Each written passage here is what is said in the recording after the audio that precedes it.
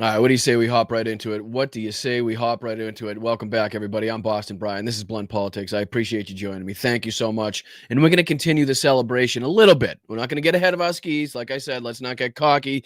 Let's not get complacent. But we are going to be taking a look at more of the Republican meltdown, the Republican cope over last night's defeat in pretty much every sector of the elections that were held. Also, in the middle of that tonight, we're going to be also looking at a Preston Stewart video, looking at some satellite imagery showing the U.S. military buildup in the Caribbean. Something we haven't taken a look at yet. We've been talking a lot about it, but to actually see it with our own eyes, to visualize it, is a lot different. But we have a lot of different clips from a lot of different people, from Megyn Kelly to Fox Business to Sean Hannity to Ron DeSantis. We got it all. Benny Johnson. We'll be taking a look at everybody's reaction to it and everybody's cope and, like I said, the Republican meltdown from last night. But I appreciate you guys joining me. I really do. Why don't you hit that like button on the way in? We had, let's say, I can actually look it up. I think this morning we had about 25 different people that were nice enough to contribute to the channel in our earlier show. So why don't we see if we can kind of beat that as a goal for our night show? That was in an hour, so we should be able to do that at least in 2 hours tonight. But at the very least, make sure you hit that like button, subscribe to the channel if you like what you're hearing, if you like what you're seeing. I do appreciate it. How's everybody feeling tonight? Let's hop into the chat. Thank you, chat, for being as amazing as you always are. What's going on, Sammy? What's up, Philly? What's up, Susie? What's up, Dame? What's up, Chris? Locata, how are you? Butterflies, Yakov, Kit. What's going on, Karen? Nicholas, how you guys doing? I appreciate you guys for being here. Thank you so much. What's up, Barefoot? What's up, everybody? Thank you, Kathleen, Kristen, Alyosha. What's up, my man? How are you? Maybe tomorrow. How are you? Elaine, how are you? Salty, what's up with you? Appreciate you guys. Let everybody filter in. But yeah, why don't we take a look at just a couple of the things that we'll be discussing this evening. Might as well put it on the screen as everybody makes their way in.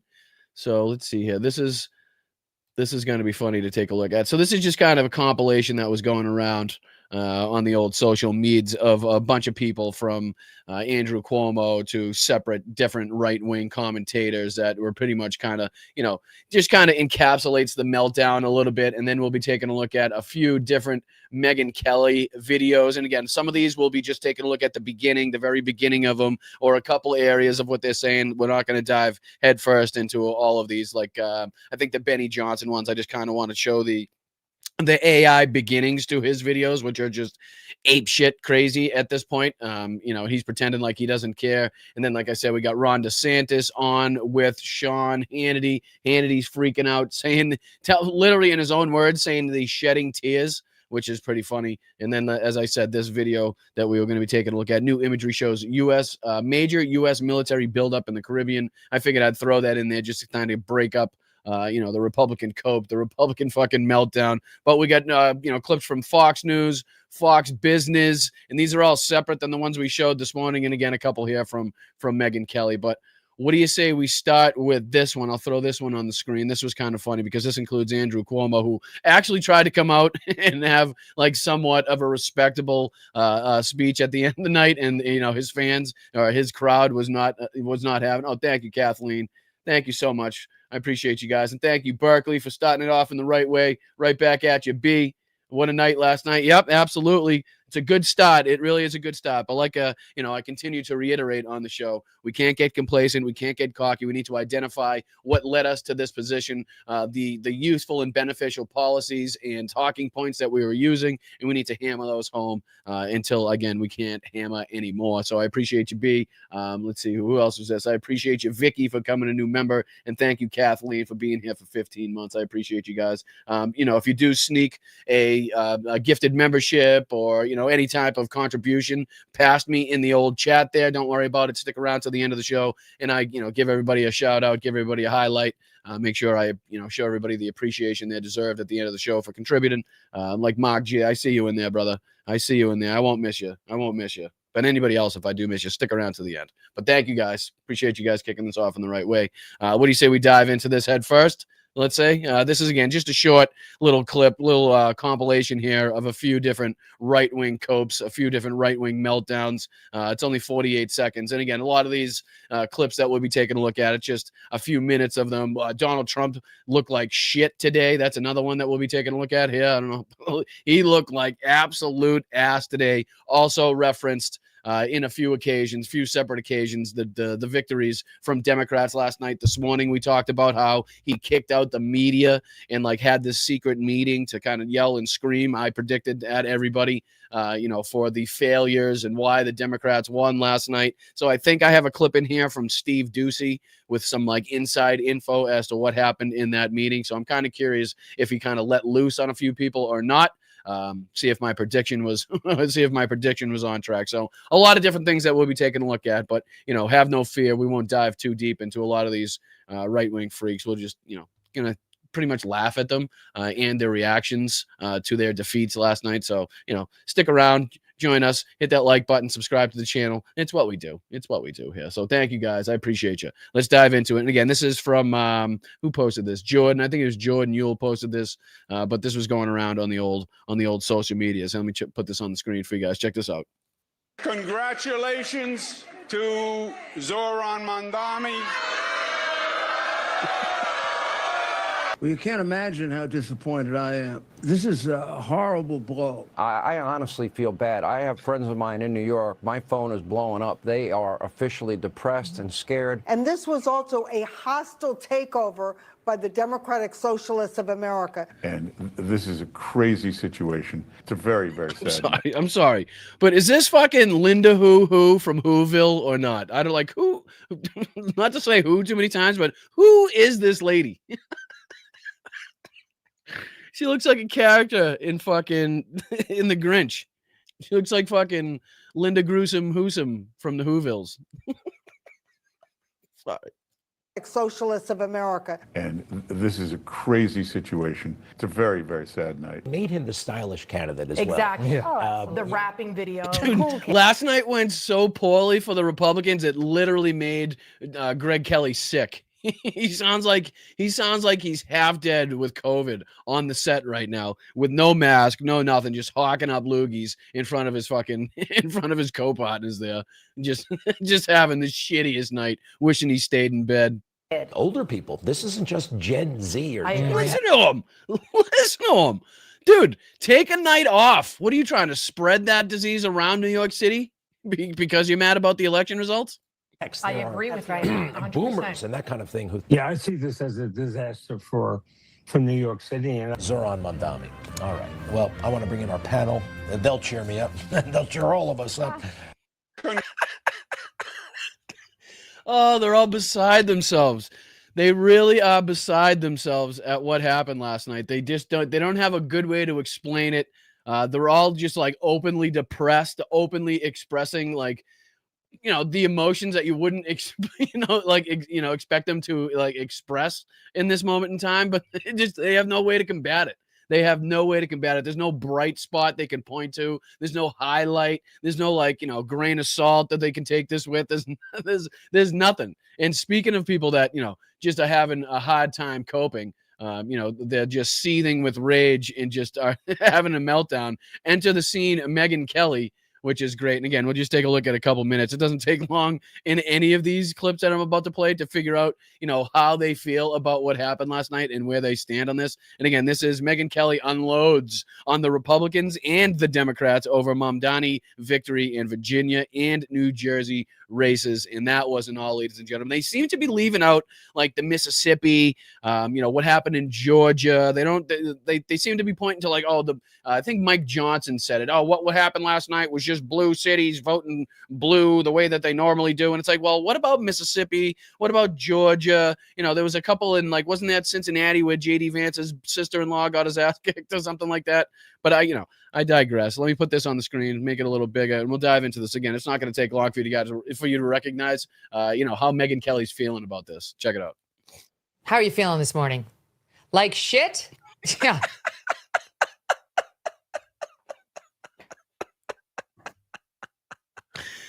Oh, geez. I know it's only the start. I know it's just a very small and minor step on the road to taking this country back. But, can we just sit for a second and soak this in? Can we just soak it up and just for that brief moment? It's very rare in politics. You get that moment where you get the people that you so oppose on the back foot so clearly that they themselves have to come out and acknowledge their depression over what happened in a single night's voting. Oh, it's just mwah, mwah, mwah. All right. So apparently Megyn Kelly's not feeling well about this whole situation. Let me check. I love it. I love it. How are you feeling this morning? Like shit? Yeah, I can relate. Last night was a total and complete disaster. I realized these were blue states. I don't care. The margins are so large, and Republicans lost across the board, everywhere, in every race. There's really no good news. Even the fucking main propagandist for the right? These Republican spin artists who, in even the worst of situations, even with Donald Trump in the Epstein files, somehow make an attempt to spin it in some sort of way, right? But even with what happened last night, the fucking overwhelming and decisive victories by the Democrats are just too much to overcome for these people. They just cannot put a fucking right-wing propagandistic spin on it, even in their categories. It's so great. It's so great. And again, just the beginning, just the start. Let's not get ahead of ourselves. Let's not get cocky. Let's not get complacent. A lot of work to do, much to be done. But soak it in. Soak it in. Literally, the only good news is how radical the Democrats are and how Mamdani will now be the poster child for every Republican to use against his opponent. I mean, they'll all have to explain where they stand on Mamdani as he wrecks New York. But the Republican Party needs to get its shit together. AS. Oh, it's too good.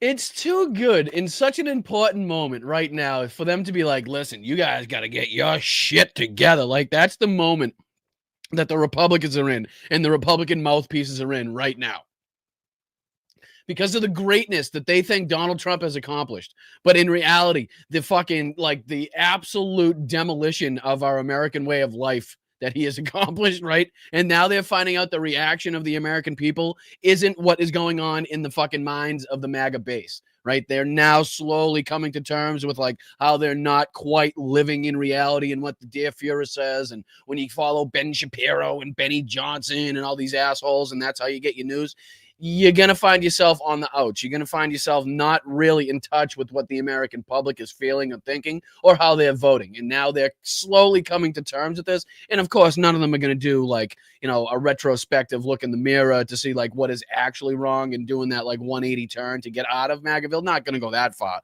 But they are starting to recognize, especially with the numbers and the margins, as you talked about, what happened last night as, like, a little bit of a minor wake-up call. So I love it. We'll go here. And then I think she's got another one of these intros that I wanted to take a look at. There's a couple from Benny Johnson where they're, you know, you can tell they're freaking out, but he tries to act cool. And then, like I said, a couple from Fox News. There's a bunch of these. So stick with me. I appreciate it. Hit that like button. AP. I'm really glad we spent the past couple of weeks, as Sean Davis of The Federalist put it, policing some young person's group chat, what a podcast host said, and what the head of a think tank over at Heritage had to say. I'm really glad that the Republicans devoted so much time to that. That was a great move. Terrific move. She's losing her shit. Oh, she's pissed. She is fuming. Way to stick together to really shine a light on what matters. The Republicans like to lose. They enjoy losing.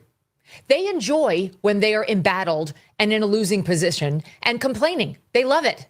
They do it really well. Less good at winning, especially when Donald Trump is not there to get them over the line. The Republican Party is not strong. Donald Trump is strong. Republicans they just can't help themselves. Like, they walk it so closely to the line of being like, okay, I'm going to call out the entire party, but let's not talk about the guy that's in charge of the party, right?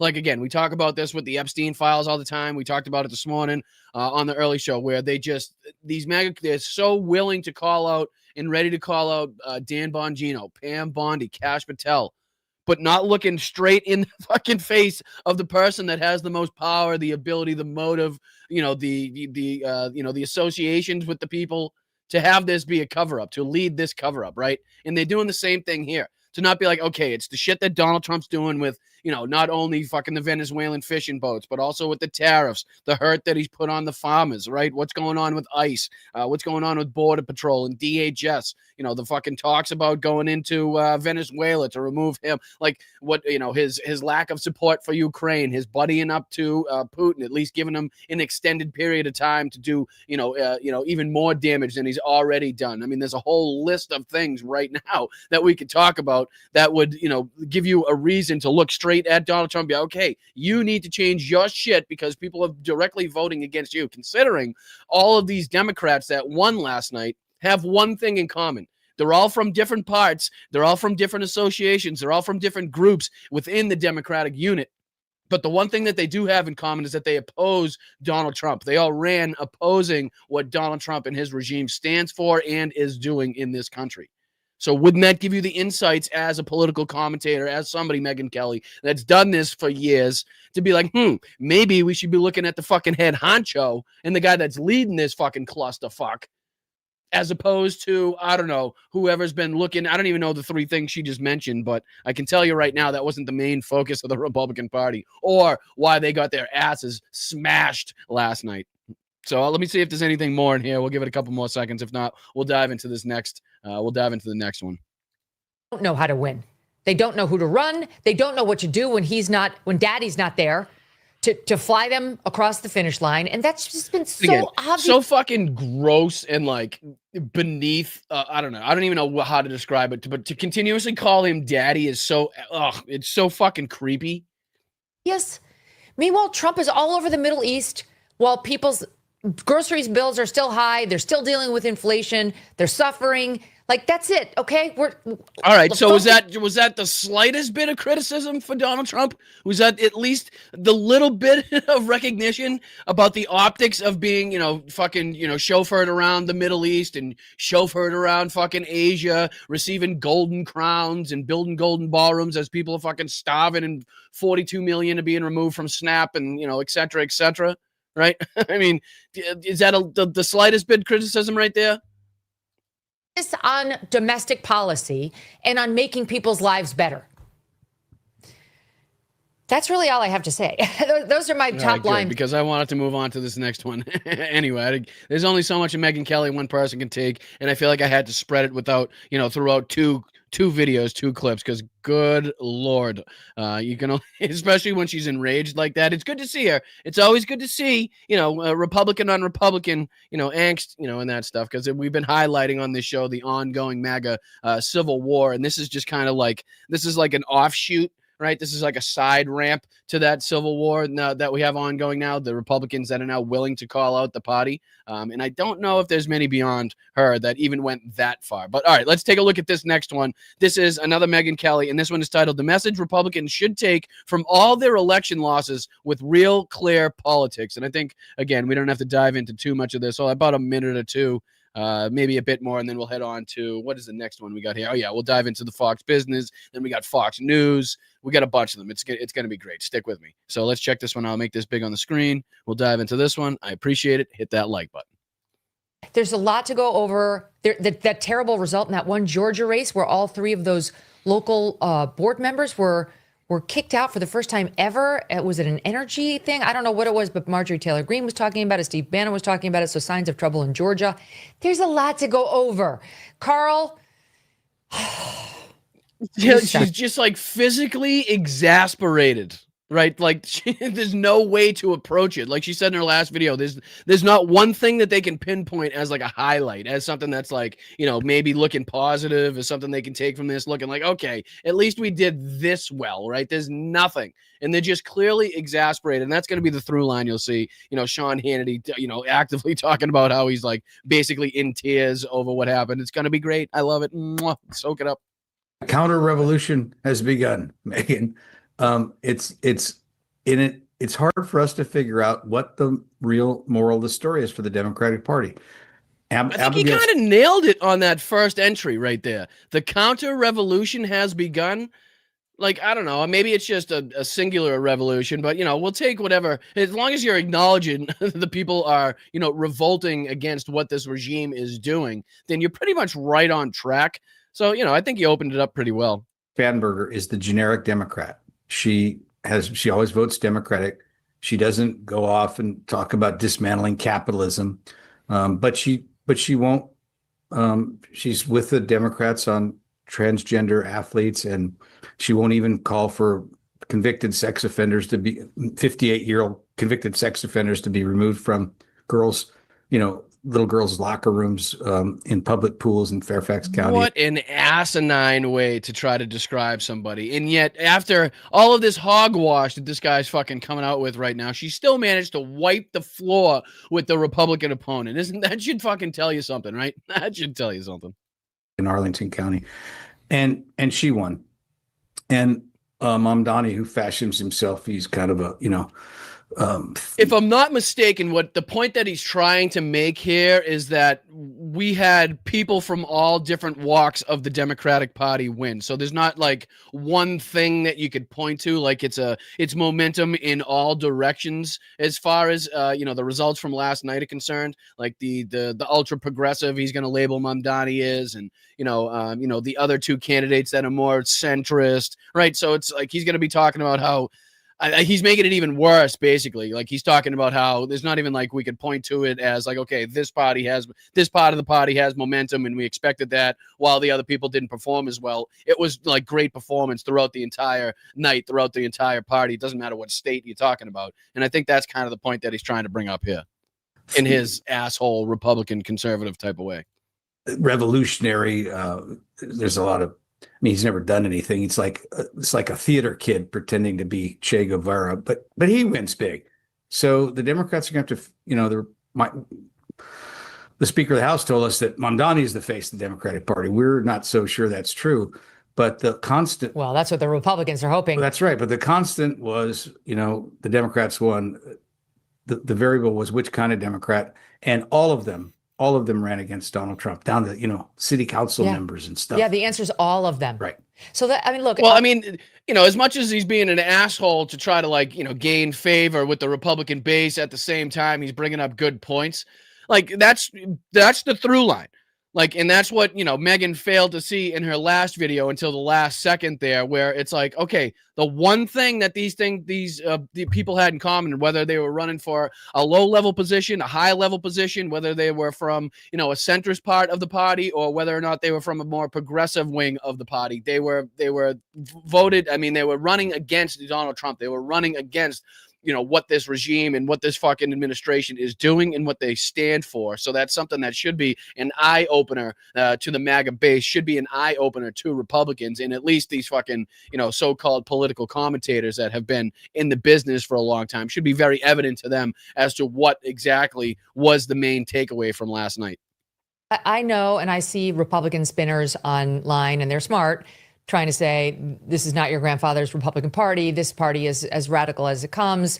Mamdani is going to be hung around like an albatross on every Democratic candidate running in 2026. I get all that. That's smart politics. But realistically, every Democrat Was she saying won. Republican the whole time and meaning to say Democrat? We can move ahead after this. Like I said, there's probably not too much in this, but was she saying Republican the whole time? Trying to say, this is not your grandfather's Republican Party. This party is as radical as it comes. I think she's meaning to say Democrat Party. This isn't your grandfather's. She's saying this isn't your grandfather's Republican Party. I think she's meaning to say Democrat. Donnie's going to be hung around like an albatross on every Democratic candidate running in 2026. I get all that. That's smart politics. But realistically, every Democrat won. The moderate ones, the radical ones, they all won. And not only won, they crushed. They outperformed the margins. They outperformed the polls. The races that were supposed to be tight weren't. They ran away with it. You tell me, Tom Bevan, why? Well, because... All right, so I'll let him give his analysis because she so astutely put it, the way that it actually happened last night. The Republicans were run over. They were hit by a train, basically, last night, metaphorically, politically. And now this is what you're seeing as a response by this. Like, you're seeing the deer in the headlight look from all of these, commentators, conservatives, Republicans. We'll continue to see more clips from that as we go on. But you're going to see that through line of just a deer in the headlights, looking like they just were hit by a train, not knowing what to do And again, they're trying to figure out, they're scrambling to put the pieces back together and maybe get something that they can take out of this. So I'll give this fucking human thumb a chance to respond, and then we'll move on to the next one, which I believe is a Fox News, a Fox Business clip. You know, as Carl mentioned, so Donald Trump is a turnout machine, right? We know that. And when he's on the ballot, MAGA turns out, Democrats turn out, and you have these really close elections, which we've seen in 2016. I love this talking point. I mean, does it get any more ridiculous than we got smoked in these low-level and gubernatorial and mayoral races because Donald Trump wasn't on the ballot? Like, you guys are so weak and fucking ineffective as a political party that unless this asshole's name is on every ballot, then nobody's going to turn out. You can't get anybody to turn out. Like, that's like, are we bragging about that? Or like, just the most ridiculous talking point. I know it was something that Donald Trump put in one of his Truth Social posts that he's been freaking out about, ever since last night. But it's another one of those things that I feel like it only makes you look worse. Oh, thank you, Nancy. These Megyn Kelly clips feel so good. I appreciate you, Nancy. Let's go. I appreciate it. We got a bunch more to get through as well. Not Megyn Kelly specifically, but some clips just like that from people just like her. So thank you, Nancy. I appreciate you very much. But yeah, let's go on. Let's see what the thumb has to say. 2020 and 24. Okay. But when Donald Trump is not on the ballot, right? Democrats still run as if he's on the ballot. I mean, you look at these exit poll numbers. I mean, all these Democrats, they were angry. They were pissed off at Donald Trump. And they all came out in huge numbers for Democrats. But on the other side, Republicans didn't. I mean, Jack Chitter really got 122,000 more votes this year than he got 4 years ago. But he was overwhelmed by the fact that Mikey Sherrill got 400,000 more votes than Phil Murphy got. She got 400,000 less votes. You hear Megyn in the background when she's even fucking she's exasperated in the background, like, oh man, hearing the numbers. You know what I mean? But basically what he's saying is that the Democrats are motivated. And what he doesn't realize is that because Donald Trump is in the White House right now, like he's the head of this country, like that's just as good. That's almost as good, if not better, than having him as a Democrat, having him to run against on the ballots, right? Like he's directly responsible for what's happening in this country. And people are pissed off because they're paying more. People are pissed off because they're fucking going to go hungry. People are pissed off because they're losing health care. People are pissed off because they're losing their farms. People are pissed off seeing this golden shit being fucking built everywhere. As again, they're struggling to pay for their auto insurance, their health insurance, their home insurance, right? I mean, you can see the through line in this. And again, it's not that difficult as, somebody that hasn't been doing this very long, somebody that, grew up doing a bunch of blue collar work and wasn't into politics that much. It's pretty clear to me the reason why, but I'm pretty sure it's clear to them as well. But they just can't come out and say that because they might get fucking caught or snipped by the dear Fuhrer.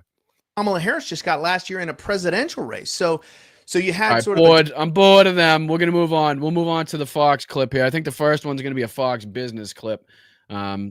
This one's titled Mondani's win marks a dangerous new chapter for America. This is their other tactic that they're playing here. They're now employing, which is basically they didn't win, so let's try to scare the shit out of everybody. This number of people that are ready to move out of New York City has slowly crept up throughout the day. Now it's at like 1 billion people, depending on who you talk to on the right. Like everybody in the world now that doesn't live in New York City is somehow going to move to New York City just so they can move out of New York City just because Zohran Mamdani was elected mayor. Like it's getting a little bit out of control. But let's listen to this Fox Business clip, and then we got one here from Fox News, and then we got one from Hannity. But in the middle of that, we'll break it up by talking about this new satellite imagery showing the major U.S. military buildup in the Caribbean, which is also something that we need to be keeping our eyes on too. So what do you say we dive into this one? Make this big on your screen. Make sure you guys hit that like button.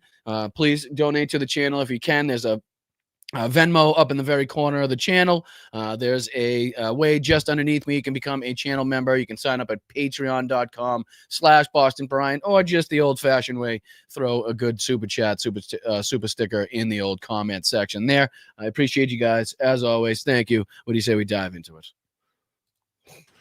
And in case you folks thought that he was just going to stick it to the billionaire class, it really depends on which billionaires, because Alex Soros just wished him a warm congratulations. That's comforting. The New York Post cover says pretty much everything. On your marks. Oh, what's it say? New York Post. On your marks, get set, Zoe. All right, that's a stretch. Socialist Mamdani wins race for the mayor. The red apple with the red backwards, with the R in the red backwards, holding this hammer and sickle. Really, they're really trying here. They're really trying to get something out of this. I love it. Get set, Zoe.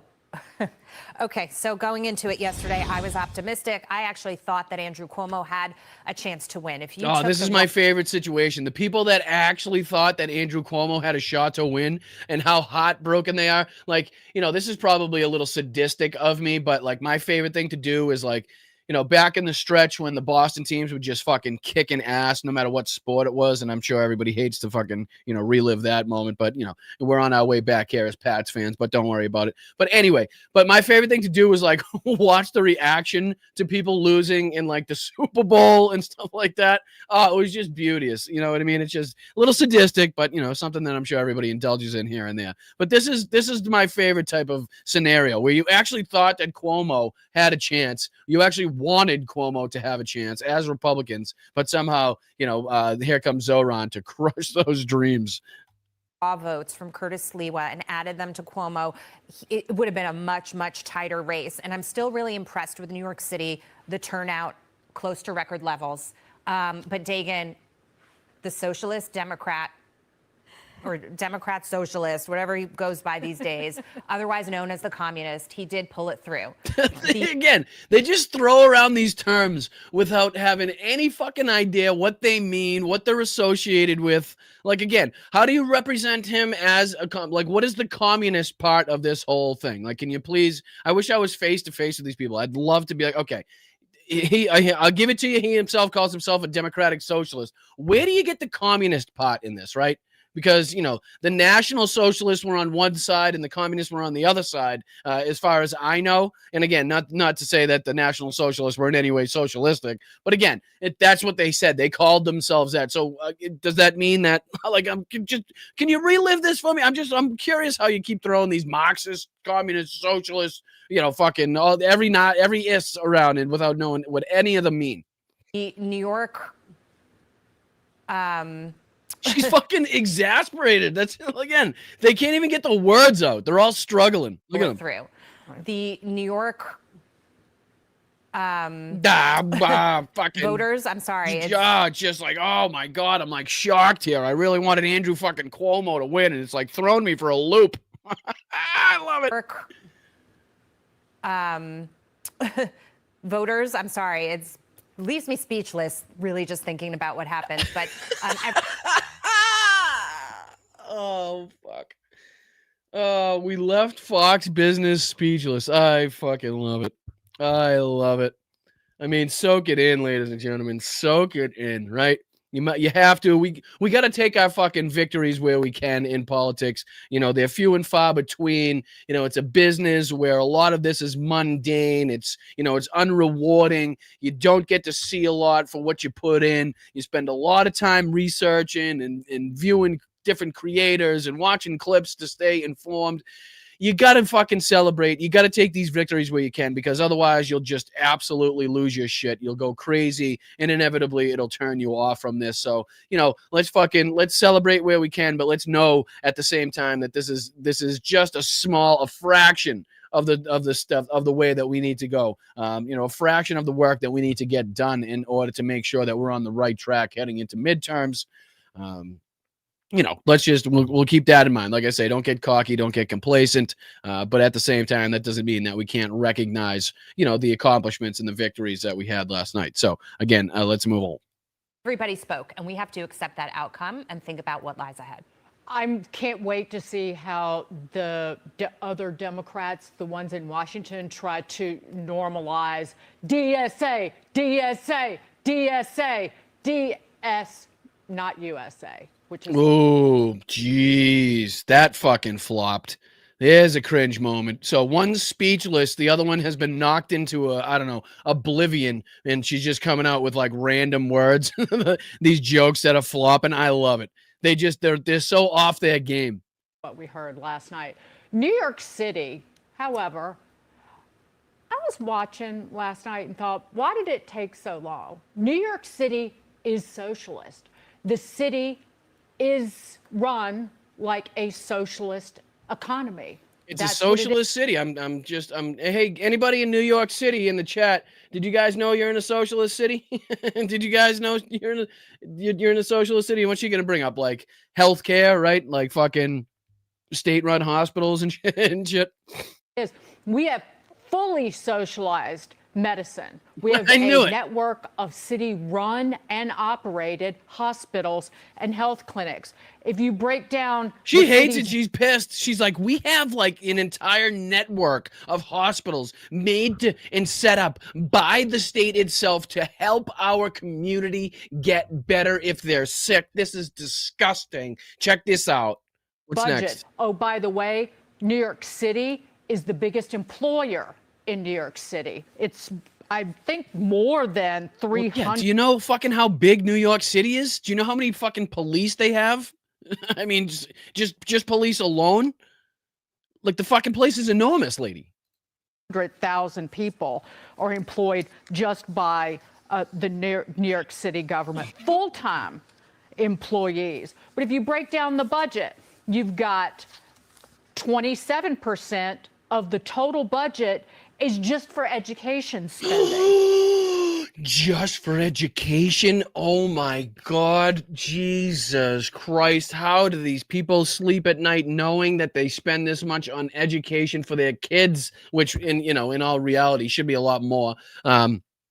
But, it's probably because we have to, as a blue state, it probably funds and has to send out so much of its other money to the federal government so it can send it out to the red states to keep them alive, to make sure that they are at least fucking, 49th in education or whatever. But this lady's all pissed off because of money going to education, is the point she brings up.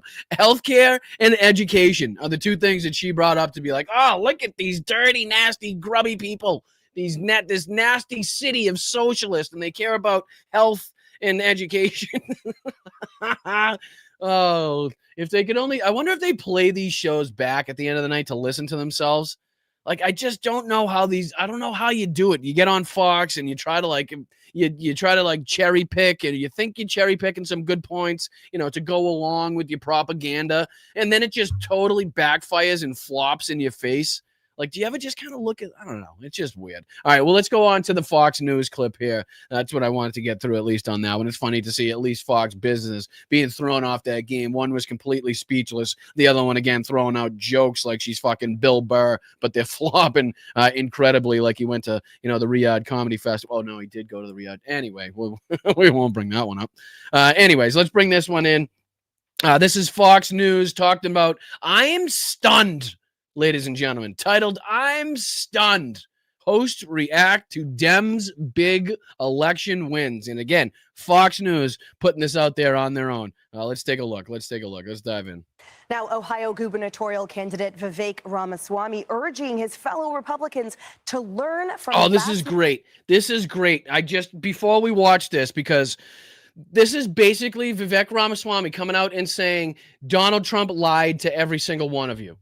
Right? Donald Trump said one thing and has done the complete opposite. Like he's basically fulfilled none of those campaign promises to make, anything that he said was going to be lower in price, because there's a whole long list of things he said was going to come down in price after he was elected president. None of those things have happened. And this is Vivek Ramaswamy literally putting his face in front of a camera and fucking having to say that. Not in so many words, but you'll hear what I mean when you hear this video. Check it out. Night's losses and reprioritize. Watch. We got handed to us in New Jersey, Virginia, and New York City. Democrats swept all three. There's two key lessons. Don't forget Georgia, California, Mississippi, and a few more around the country as well. Don't forget those ones. Listen carefully. Number one, our side needs to focus on affordability. Make the American dream affordable. Bring down costs, electric costs. Whoa. I thought Donald Trump already did that. Donald Trump said he promised already before he got elected, said he was going to bring down the cost of living, the price of gas, groceries, and then he's come out recently, well, basically every time he's in front of a camera, to say that he's already done all those things. Are you saying that he's lying to the American people? Are you saying he's lying to the base? Is that what you're saying, Vivek? Because it sounds like that's what you're saying. Because the only way that those things can be done is if they haven't been done already. And if they haven't been done already, then that means that Donald Trump has failed on the vast majority of his campaign promises thus far into his term, even though he's lying out there telling the American people that they're having this fucking, wondrous time, like this fucking bountiful time. We're back in the fucking golden age, because, him and his rich friends and him and his crypto buddies are making zillions behind the scenes, and he's kind of relating that to the American people. Meanwhile, we're all fucking here, hat in hand, trying to make a fucking couple bucks, asking people on the internet for $1 or $2 on Venmo, trying to survive another day so you can do another podcast, right? Fucking, and he's out there, but like, again, receiving golden crowns, building golden ballrooms dedicated to Jeffrey Epstein. Like, again, listen to what Vivek's saying here. This is what he's saying. And this is now on record forever. I love it. Grocery costs. And this is something we should be able to play this over and over and over and over again. Over and over and over again, because this should be back to back. Donald Trump saying that he's lowered the prices to now Vivek Ramaswamy saying, you know what we need to do? We need to lower prices. This is going to be great. I love it. Costs and housing costs, and lay out how we're going to do it. This, as a new poll finds, about 70% of Americans say groceries are more expensive now. So, Hill, what's this saying? Americans are spending more on groceries, utilities, healthcare, housing, gasoline. How much do you blame Trump for inflation? 59% said a great deal or a good amount. 40% said not much, not at all. That's, pretty much right what you'd expect, in line with his 30 to 40% of the base that he's always got. But again, 59% of this Fox News poll, let's not forget where this is being shown on. This isn't CNN, MSNBC, Brian Tyler Cohen, David Pacman, whatever. This is fucking on Fox News. Talking about people spending 71% on groceries, 59% utilities, 43% on healthcare, 39% on housing, 37% on gasoline. And this is from, it looks like it's pretty small, but it looks like a Washington Post, ABC, Ipsos poll from October 24th to the 28th. Looks like 2,725 U.S. adults surveyed with a looks like plus or minus 1.9 points on like how incorrect it is. But yeah, on Fox News, this is what they're saying, and they go on here too. They were a year ago, and about 60% of them are blaming President Trump.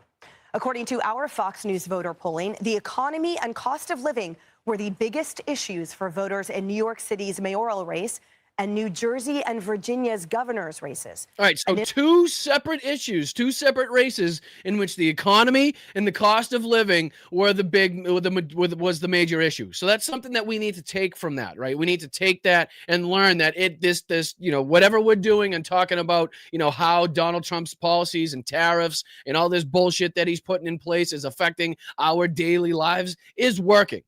That's what's getting through to the American people. That's what's most important to the American people, is how they're putting food on the table. How many hours a week they're going to have to work in order to fucking pay for the house, to keep the lights on, to keep the gas in the fucking car, right? You know what I mean? So that's what's working. We need to, draw these little fucking details from these different races to make sure that we're not wasting any time talking about, bullshit that isn't going to resonate with the vast majority of the voters, and not just people that are, politically involved as much as we are. Like, that's another thing that we continuously need to remind ourselves. Like, don't assume that people know the things that you know. Don't assume that people are as politically involved as you are. When you're around friends, when you're around family, when you're around coworkers, remind them of this shit. Show them the fucking videos, share them, airdrop whatever you found on social media that day that could prove your case, that helps, prove that the Democrats are, the people that they should be voting for. This is what we need. Don't just assume,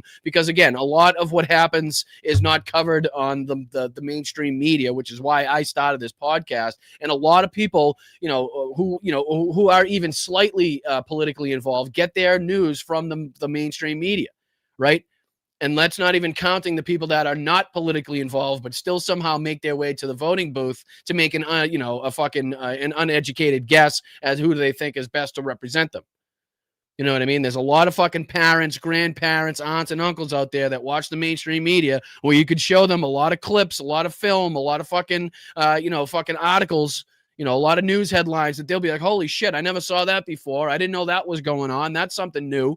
Because they're not getting it from MSNBC. They're not getting it from CNN anymore because of the people that are now controlling these outlets. These outlets, a lot of them, they all go back to a few, very few different corporations, and those corporations have even few people leading them, and those few people leading them are typically buddy with Donald Trump, so they can line their pockets or get these mergers settled, or ready to fire whoever. I mean, we've seen it already. It's been very blatant and in your face. But let's continue. In all of those races, the Democrat or Democratic Socialist won. This morning, Trump pointed to the shutdown as a possible strike against Republican candidates. Watch.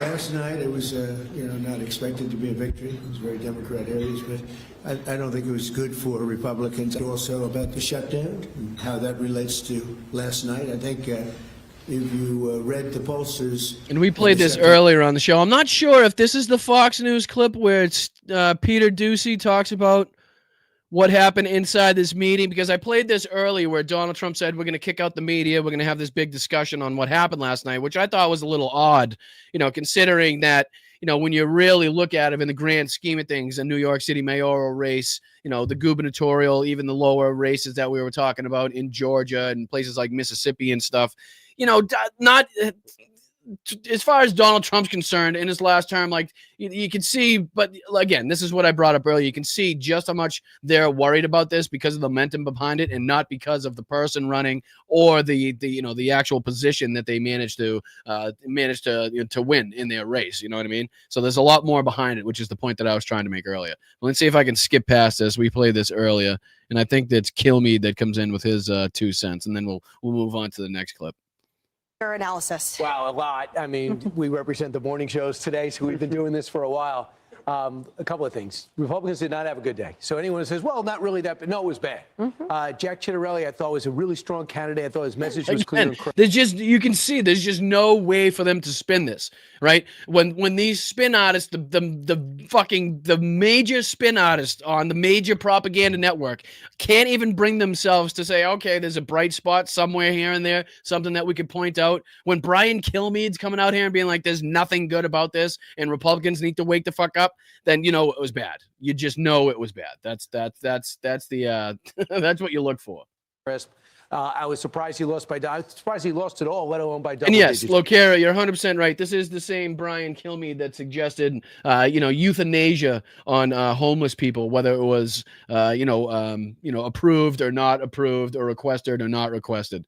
Just go around euthanizing people is what Brian Kilmeade said. In case anybody's wondering, that was this guy. But you live in New Jersey, I live in Long Island, where there's a sliver of Nassau County, as you know, did very well. And Bruce Blakeman is the Nassau County executive, might even run for governor, at least Stefanik too. And I think the governor's race next year becomes really intriguing in New York.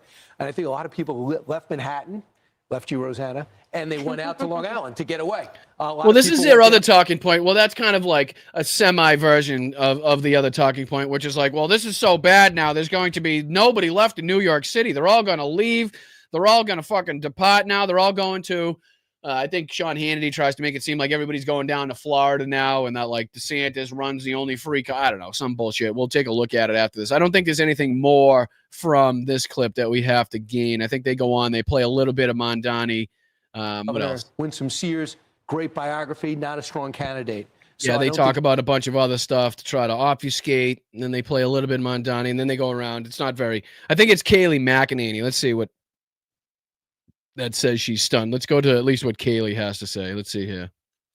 That's a fact. Yeah. The last time there was a Republican mayor since 1960. Yeah. But you guys, that's still the majority of people didn't vote. I mean, This is one of the bluest places in the country. I mean, that's a fact. Yeah. The last time there was a Republican mayor. Right, that and again, see how they're trying to make it seem like, oh, the same thing that Mike Johnson said, like the blue cities voted blue. Like, what are we surprised about here? It's like, okay, well, that doesn't again, address again, fucking Georgia, the overwhelming mandate that we saw here in California, what happened in Mississippi, again, a few other races around the country. Like, again, that you're really trying very hard right now to put a fucking good spin on this when everybody else is so willing to recognize that you just got stomped and there's just no other way to put it. one was Mike Bloomberg. You're going back to the early 2000s. That's my point. That it's, I'm not saying, they normally, frankly, but I want to, why not for Cuomo then? I think the reality is I want to hear what you have to say, actually. All right, well, I don't. So we're going to move on to our next clip, which is, again, I'm throwing this in here for two reasons. One, because it's very important for us to keep our eye on, and two, just to break up the nonsense and the bullshit of the Republican meltdown and the cope that we've been seeing, throw a little bit in there to kind of separate the bullshit from the mayhem here. But this is, again, something that's not unimportant. This is very, one of the major reasons I believe that now, people are worried or more worried about what's happening, again, with our military, again, what's happening with where they're being sent, what their actions, the true intentions are right now of the U.S. military. And again, this is from Preston Stewart, and it's titled New Imagery Shows Major U.S. Military Buildup in the Caribbean. And again, this is about 15 minutes long. If you want to check it out, you can check it out on Preston's.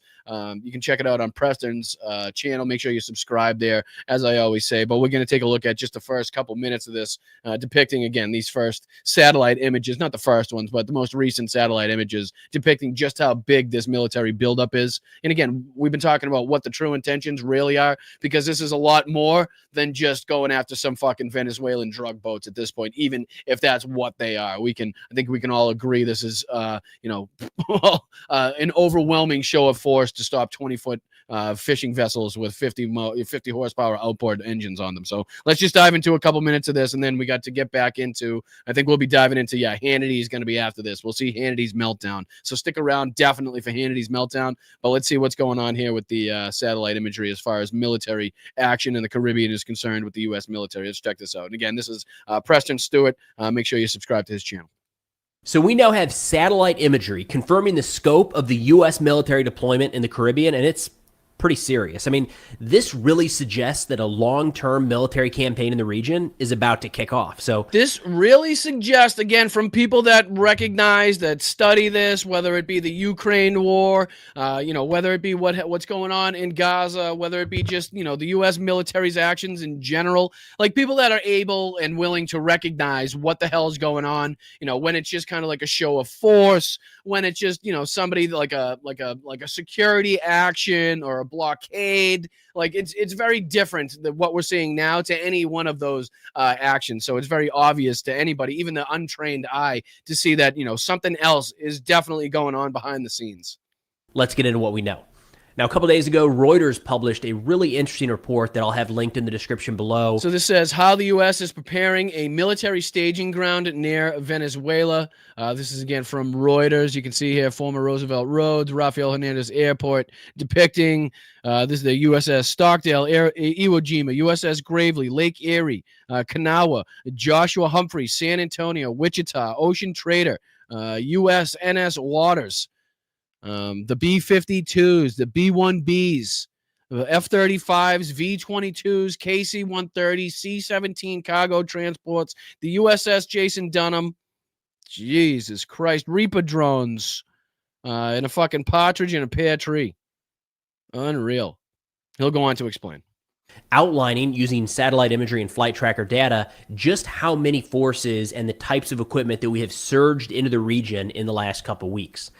They say, quote, the United States military is upgrading a long-abandoned former Cold War naval base in the Caribbean, a Reuters visual investigation has found, suggesting preparations for sustained operations that could help support possible actions inside of Venezuela. Again, Now, you don't have to be George fucking Patton to be like, the U.S. is rehabbing an old Soviet-era fucking Cold War base that they haven't used in, I don't know, generations. And again, when a base means, a long stay, means a place to, refuel, land, launch missions from,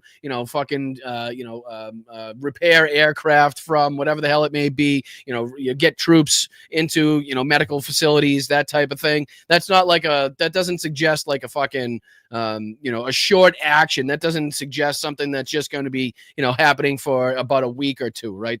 These are all, cues that we can take, even the untrained person again. Earlier today, a report from the New York Times suggested that President Trump has been presented with 3 different options for future military operations against Maduro inside of Venezuela. We'll get into those in the back half of today's video. But all of this buildup appears to be in support of that coming decision. Reuters says they spoke to 3 U.S. military officials and 3 maritime experts who said the new construction in Puerto Rico and the Virgin Islands pointed to preparations that could enable the U.S. military to carry out operations inside of Venezuela. All right. So again, what we're looking at here, former Roosevelt Roads military base here in fucking Puerto Rico. This is taxiway construction showing different dates. On September 3rd, look like this. September 21st, look like this. And October 20th, a lot more complete, a lot more open, a lot more done. So clearly work being done on that to make that operational. And one has to assume, without, further evidence, without any information from this, from this regime, what's going on in the actuality, one has to assume that extended actions are going to be scheduled, are going to be operating from this base, right? Some of the most dramatic infrastructure improvements are occurring at the former Roosevelt Roads base, where crews are upgrading taxiways with improvements that analysts say would enable use by fighter jets as well as cargo planes. And we'll present some of those images here. Again, the source report linked below is going to be a lot easier to run through this and kind of dig into each one of these photos. Mark Cancian, a retired U.S. Marine Corps colonel and senior advisor to CSIS, said the changes were consistent. So this is a whole different one. This is the Henry Rawson Airport on the island of St. Croix. One shows August 16, 2024. The other one shows September 12, 2025. And definitely you can see clearly different buildup, more trucks here as opposed to before, basically being occupied as opposed to unoccupied beforehand. With preparations for an increase in landings and takeoff from military aircraft. In addition to the taxiway refurbishments, Reuters observed the installation of portable air traffic support and other mobile security equipment. Satellite imagery taken on October 29th shows 20 new tents southeast of the runway near an abandoned aircraft hangar. Well, and 20 new tents means, housing for a lot of new people or something new on that facility, right? Clearly suggesting new activity, clearly suggesting something big happening at that location. So again, I don't know who they think they're fooling or who they think they're hiding from. But again, if Preston Stewart and here on Blunt Politics, you're able to see these satellite images, other people know. The type of tents you see set up quickly by military forces, like a rapid deployment type thing. All branches of the U.S. military are very efficient at putting these things up quickly, and it's it's temporary until it's permanent kind of thing. So this 100% could turn into building out a more permanent presence in Puerto Rico. That's entirely possible. But in the short term, this will provide the locations for additional service members. I mean, we're talking about 10,000 U.S. troops in or around the Caribbean at this point, forward deployed. So it provides lodging and places to work for those forward deployed troops. They say a ramp up of U.S. military aircraft is also underway, along with the Ford aircraft carrier, which can hold more than 75 military aircraft. The Pentagon has sent in 10 F-35 advanced aircraft and spy planes.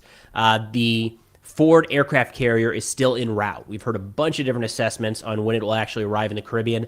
The earliest that I've heard is about a week from today. That was the one coming from the Middle East, which is a big deal because it's the first time, and I forget how long, that we haven't had an aircraft carrier somewhere in the Middle East.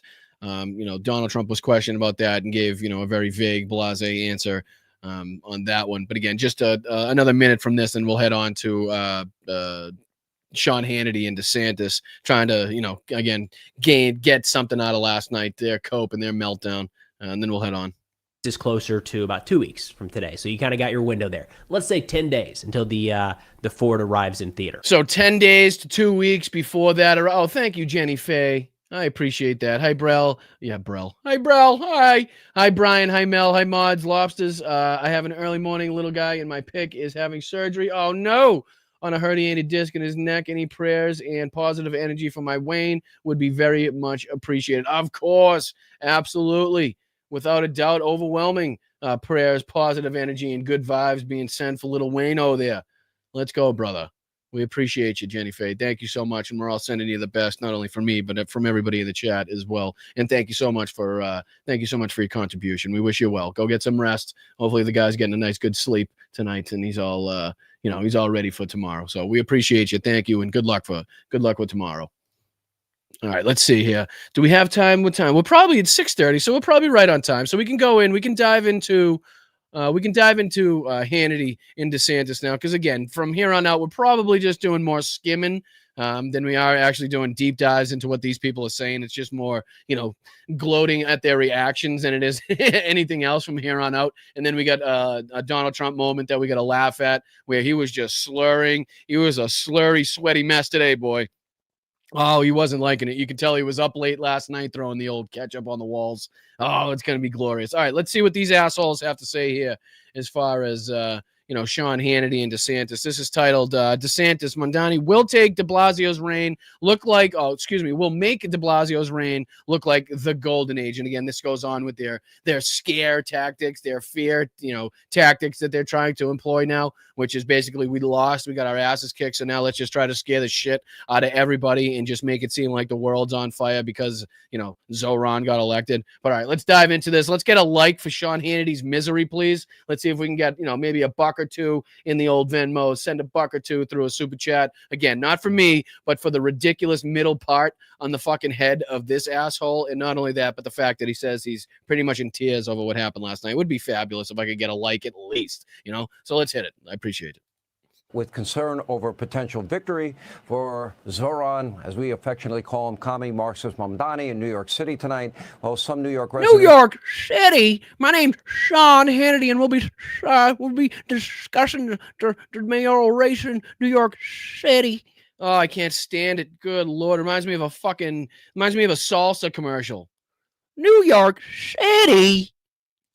They are threatening to flee Florida. A whopping 9% are saying they are about to leave. I love it. I love this too, even more, because what he's trying to say is that 9% of the people in New York City are threatening to flee New York City. But because they're so flustered, because they're so out of sorts, because the fucking train was coming down the tracks and their fat dumbasses didn't know to step left, to step right, to get the fuck out of the way. They got smacked right in the grill by this thing, and now they're all dazed and confused. And he said Florida and not New York City. I'll rewind it one more time. I love it. I love it. It's the same thing as this other lady who had no idea what to say. What he's trying to do is scare everybody and saying, well, now that Zoran won, everybody's going to be leaving New York City and heading down to Florida. But he fucks it up because he's an idiot. And he says Florida, they're leaving Florida instead of New York City. Check it out. They call him commie Marxist Mamdani in New York City tonight. Well, some New York residents, they are threatening to flee Florida. A whopping 9. New York City residents are threatening to flee Florida. Why the fuck why would they be threatening to flee Florida?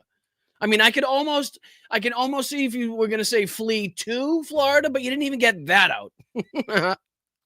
9% are saying they are about to leave if, in fact, Mamdani holds on and wins this race by a significant margin.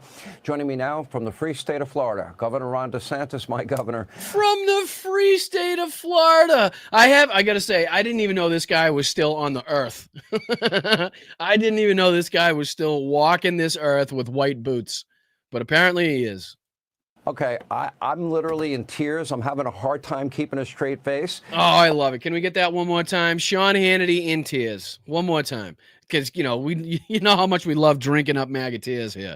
We bathe in these MAGA tears. And here he is actually referencing those MAGA tears. I love it. a significant margin. Joining me now from the free state of Florida, Governor Ron DeSantis, my governor. Okay, I'm literally in tears. I'm having a hard time keeping a straight face, only for this reason. I have really funny friends, and my funny friends are sending me, one is a meme. It's so cringeworthy because you know this is not going to be funny. He's not, like, just the way he's setting it up is just ridiculously cringy. All right, set it up. What is it? What are your funny friends doing? And my funny friends are sending me one. Oh, my funny friends. Oh, they've been sending me memes. Oh, they discovered the memes. Oh. Is a meme of the Statue of Liberty, you know, sitting down, smoking a cigarette.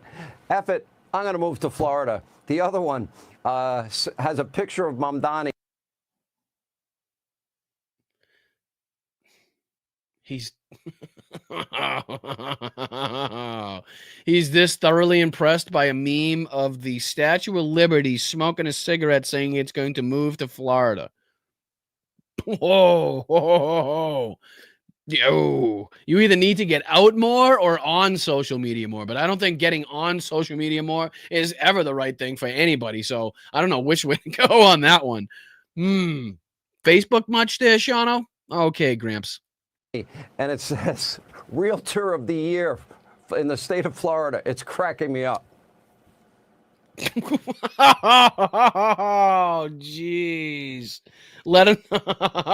Ron didn't even give him a sympathy giggle. He didn't even give him a fucking sympathy giggle in the background either. It's cracking me up. Well, you seem to be the only one that it's cracking up. Who sent you that? Your grandmother? Oh, good Lord. Well, first, Sean, I'm glad you cleared up that you're not going to Ireland, because if it was a trade where Florida had to give. Why the fuck would he go to Ireland? Wait a minute. What is happening in this fucking interview? Why would he go to Ireland? Hold on. What is happening? These two are ridiculously fucking moronic at this point. Why? You cleared up that you're not going to Ireland, because if it was a trade where Florida had to give up Hannity in exchange for Rosie O'Donnell, I would veto that trade on behalf of this free state of Florida.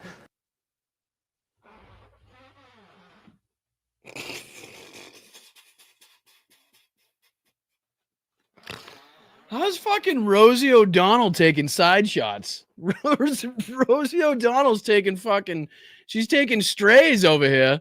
For what? Oh, this is great. Don't you worry about that.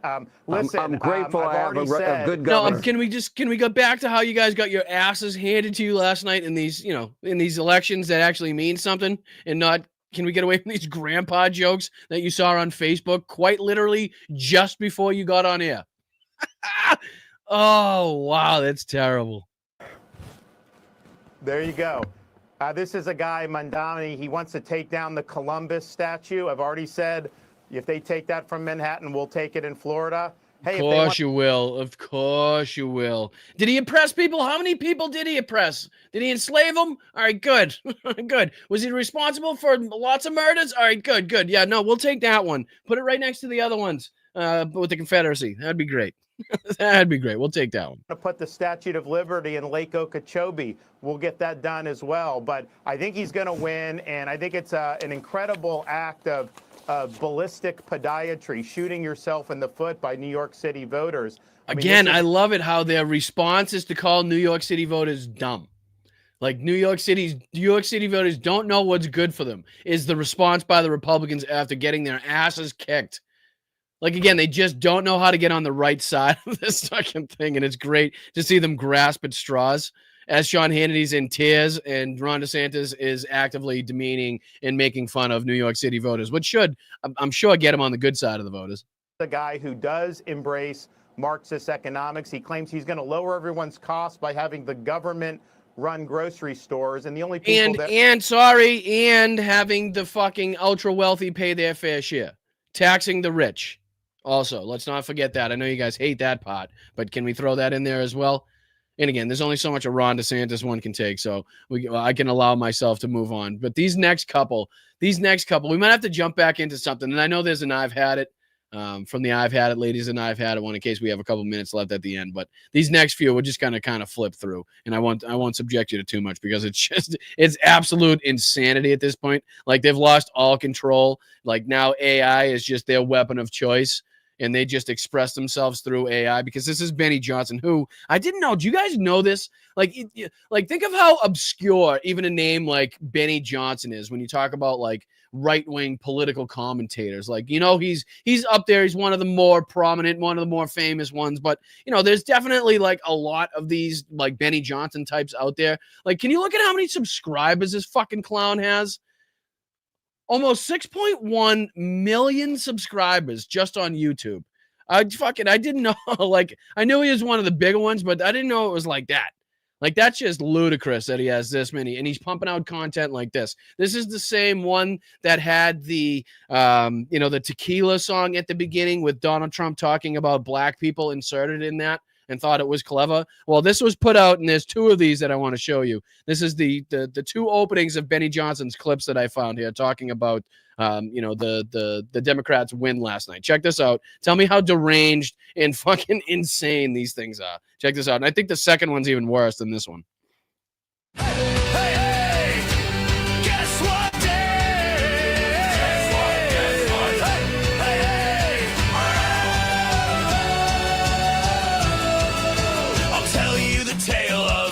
Like, I'm assuming that's supposed to be Gavin Newsom.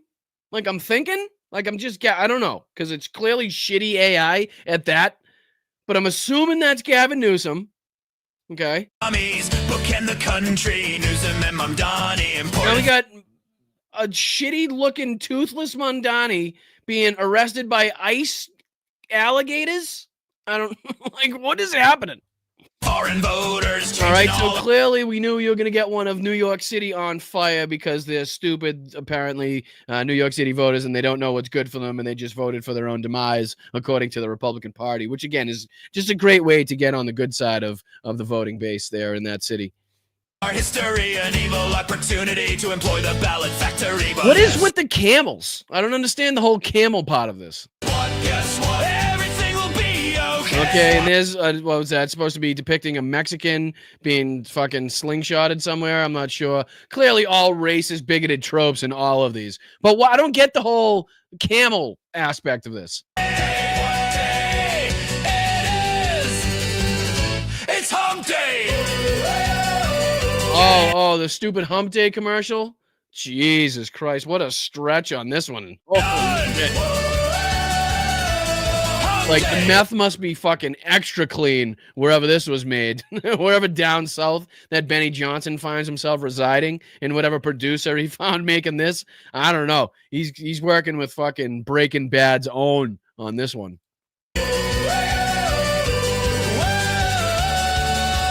And then on to ships, from camels to ships. I don't like, what does that have to do with New York City? I don't know. Well, let's see how he does the intro, and then I'll show you the next one. And that fucking song better be some random AI-generated song and not some copyrighted song. Didn't sound like one, but God knows what this asshole, the tequila one he played last time was, the schmuck. It's elections like last night that make me age prematurely, certainly. But I'm not worried. I love it. So it's elections like last night that make him age prematurely, and then his very next sentence is trying to get you to believe that he's not worried. He just aged about fucking 20 years last night, but he's not worried. It doesn't matter. Don't worry about it.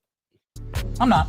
This is what we call cope, ladies and gentlemen. This is prime time, grade A, Wagyu fucking cope from Republicans right now. So please hit that like button. You're not gonna find dooming around here. You're not gonna find me weeping or gnashing of teeth. You're not gonna find me. You want to, though. Either that, you got it all out last night. Again, when you already admitted to being aged at a rapid rate, much more rapid than you would have had. The Republicans, I don't know, done well in some of the races last night. Sitting there, curled up in a fetal position, in the fecal position, on the floor, crying my eyes out. Because a bunch of there's Benny Johnson describing what his night looked like last night. Again, just to a T, if they had a picture of what Benny Johnson looked like now last night at about midnight, depending on where he lives, I'm not sure. He was probably curled up in the fetal position, like, fuck, I'm going to have to talk about this tomorrow. Oh, and I love how he's trying to make light of it right now. Oh, it's great. Marxist one in cities that have been surrendered to the Marxists. You know, cities that have been surrendered to Marxists, like Mississippi and Georgia, you know, Marxist cities. I'm going to direct my anger at days gone by, generations gone by that allowed this to happen to our American. You mean Donald Trump and his ridiculous policies and the bullshit that he spews on a day-to-day basis? You're going to finally blame the big guy and the person that everybody ran against and kicked the Republicans' ass? You're finally going to blame that guy? Sure. Experiment, and I'm going to stay laser focused, not on my own, not on the infighting and drama and unnecessary distractions of the moment, but on the truth. Those things that he just listed are everything that I've been covering on this show. The infighting, right? Whether it be about, like I said, Candace Owens or fucking Nick Fuentes or, you know, Ben Shapiro or Steven Crowder or, you know, Donald Trump's involvement or the pro or anti-Israel factions or the Epstein file factions or what's going on in Gaza factions or, again, what's, you know, there's multiple, what happened to Charlie Kirk factions, right? Like, these are all what he's talking about right here. Again, things that I love to fucking pry open, things that I love to highlight and make, you know, maybe worse, you know, on my own accord, because I think that's something that we have to continue to use against our opponents. And I shall continue to use any and all such means at my disposal. That's what I'm here for. That's what I shall continue to do. True enemy, which is the Marxist. See, now he's trying to get people, and I want to play one more time the things that he mentioned, because this is him trying to refocus his party after last night's fucking drubbing, after what he's seen in the last couple weeks, couple months with the infighting, and this is where it's gotten them, right? You know how I've been talking about, you know, as long as they're busy fighting themselves, as long as they're busy with this fucking MAGA civil war, that gives us the route, that gives us the ability to fucking flood the war, flood the airwaves with our rhetoric, with our fucking policies, you know, with the you know, calling out Donald Trump, proving to everybody that, you know, the economy is worse off of them. He hasn't fucking come through or followed through in any of his campaign beliefs, you know, policies and you know, his promises, I should say. You know, look at what's going on overseas and how, you know, dangerous these fucking moments are. Like, people are listening, they're watching more of these shows. You know, as small as we are here, I believe, you know, with the small reach that we have, several thousand people watch the show, and at least several thousand people get to hear what's going on that may not hear this on fucking mainstream media. And the more you guys share the show, the more you guys donate, the more you guys like the stream, comment in the chat, the more people get to hear that shit. And maybe it's just what I play. Maybe it's just the clips and it has nothing to do with my commentary. But still, people hearing it is a good thing.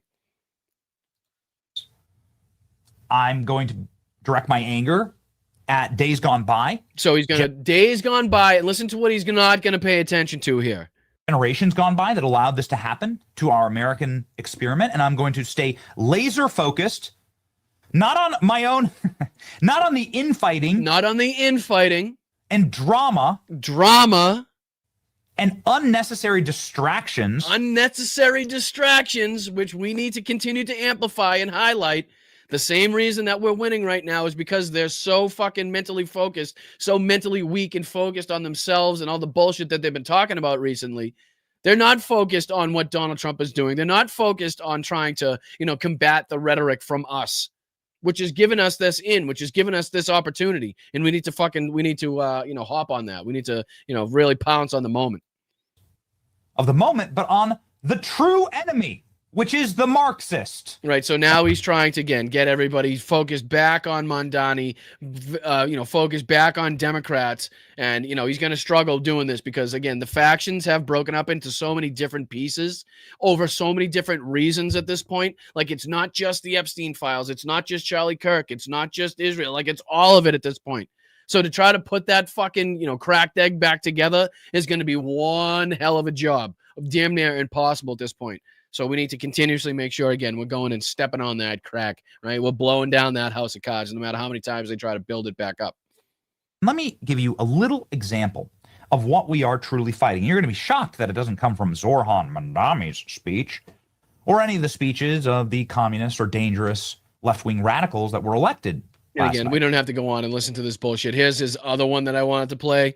Let me put this on the screen. Again, these intros are pretty much the main theme of this.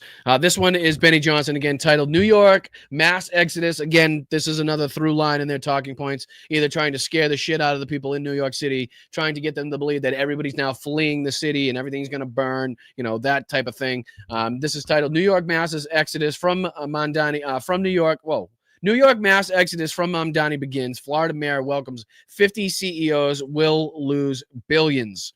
And again, this is just the AI-generated beginning that we want to check out. Let's look at this bullshit. Check this out. This is how fucking deranged they are. This is how scared of Zoran Mamdani they are. This is how scared of the momentum behind the Democrats and behind people like Mamdani. They're generating this shit now. Somebody had to think this up. Somebody sat at the computer and had to fucking enter a prompt in to this entire fucking intro that we're about to see. And it's just, it's crazy. Here we go.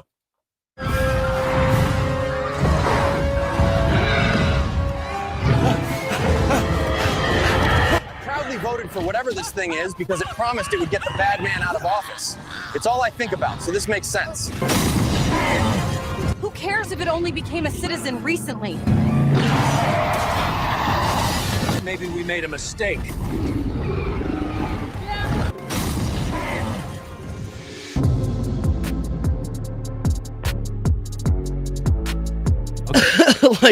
What the fuck? I'm watching that. I'm like, what is going on? Who is so twisted? Did Tucker Carlson's producer somehow start working for the Benny Johnson show? He's fucking...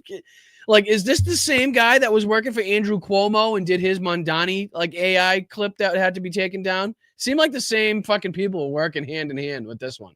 And again, there's nothing further. I believe this is the mayor of Florida trying to make it seem like everybody's now moving. And again, this brings us to this clip, and we'll probably have a little extra time, so we'll probably be able to dive into the I've Had It clip talking about last night's victories as well, if you guys want to get into that. But here's just a couple moments from Donald Trump speaking this morning. I don't know what this is, some business forum, business conference here in Miami. And again, looking sweaty, looking a mess, looking like he didn't get much sleep last night. Maybe might have been tossing and turning. Might have been cleaning the ketchup off the walls awful late last night after seeing what happened and after his meeting that he had this morning. I'll have to look for that clip. I thought I had one of Steve Ducey talking about what happened inside of that meeting. I'll see if I can pull that up while Donald Trump is playing here. And I believe this is the moment where he messes up fucking royally at what's going on with the teleprompter and then just digs himself a hole as deep as possible and trying to get out of this. I think he mixes up South Africa and South America about 47 different times in this clip. But here, check this out. I'll see if I can pull up that Steve Ducey clip about what they were talking about in that little secret meeting that Donald Trump kicked the media out of. But yeah, check this out. Here, I believe he once again addresses not only Mamdani, but also the Democrats' victory last night as well. So check this out, and I'll see if I can find that other one in the background.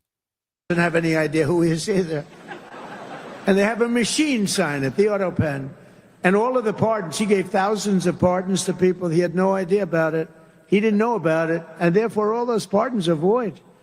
You know, you have to have it's very the irony, how ridiculous it is to once again bring up this. And I know he doesn't have much to go on and so fucking beautiful to see that a lot of the speech was going on like what happened last November 5th and like his fucking big victory and the big mandate. And so much of that has been stepped on and it doesn't sound half as good. Like it doesn't sound half as impressive. Excuse me. When you talk about the fucking Democrats win last night. Like at a year later, after Donald Trump's so-called, big victory, he's having to do this speech at the same time he's talking about the overwhelming victory by Democrats last night. Like it just put a total damper on his celebratory mood and the celebration of what happened last year. It's fucking even more chef's kiss, and even more results from last night. But here he goes on. Complicated thing if you're going to use the machine, you have to do it properly. And he didn't have any idea what was happening. And this is what we had as a president. We don't want that. You have the opposite right now. I don't want to be braggadocious, but you have the exact. I know exactly what's happened. If you want to see what congressional Democrats wish to do to America, just look at the result of yesterday's election in New York, where their party installed A communist as the mayor of the largest city in the nation.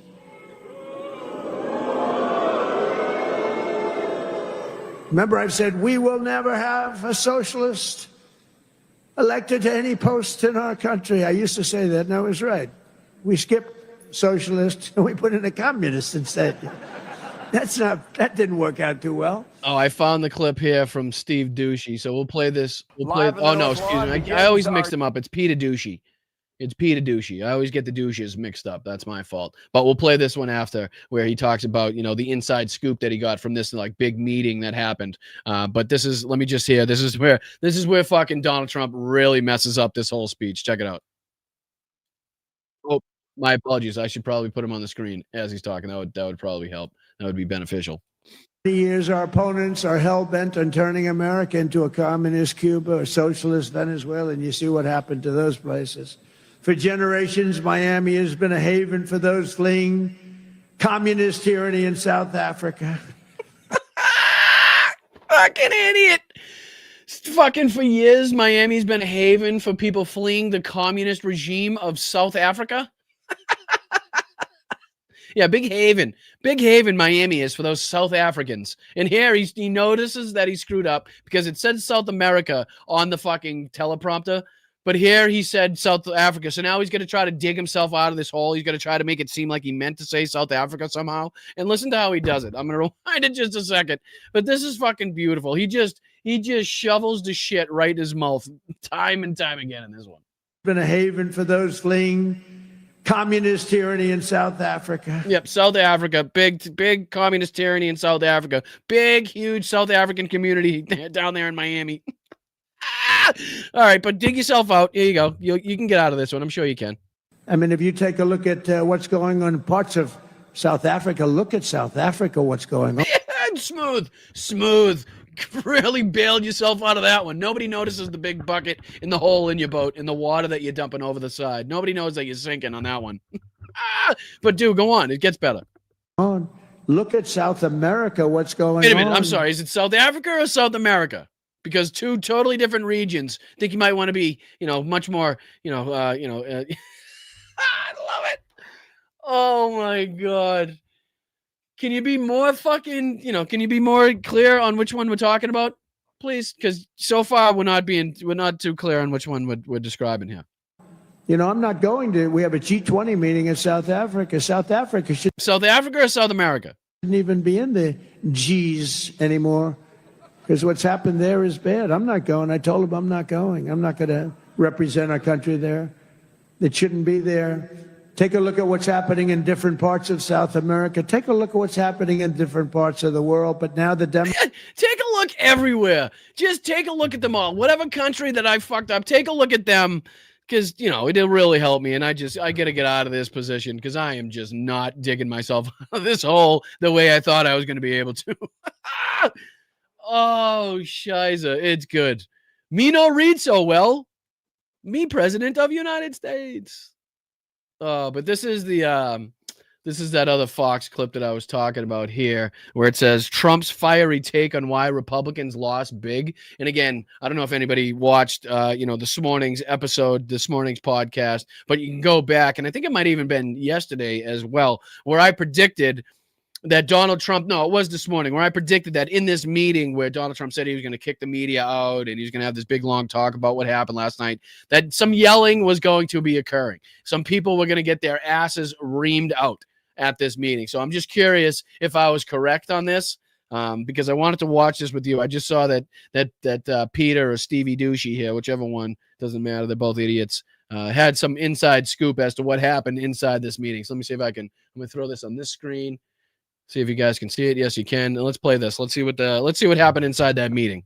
Peter Ducey, live in the North Lawn, begins our day of coverage. And Peter, hello to you. What are you hearing? Good morning. Well, the postmortem here at the White House is underway as we speak. There's a rare breakfast with Republican senators happening inside And President Trump. And this is the meeting that we were talking about earlier where Donald Trump said at his fucking press conference he was going to kick the media out and he was going to have a discussion. Like I said, I wasn't sure if it was with like cabinet members or senators or just, random Congress people or whatnot. But, it seems to be it was more senators in this meeting. And let's see if anybody got their let's see if anybody got chewed out.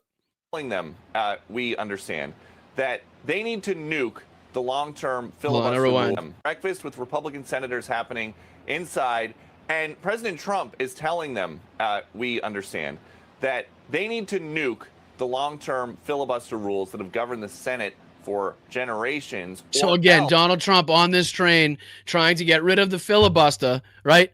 That's something that John Thune said he's already not going to support, that he doesn't want to happen, that Republicans are terrified at the way that, Democrats, if we were to ever, or when we get back into power, would ever use this, to our benefit. So again, they're terrified, but Donald Trump, and you might want to be careful there, Peter, Stevie, Douchey, at how you throw around that nuke word now that Donald Trump's considering, or at least now talking about performing more nuclear tests with active nuclear weapons. You might want to be careful how you throw that word around.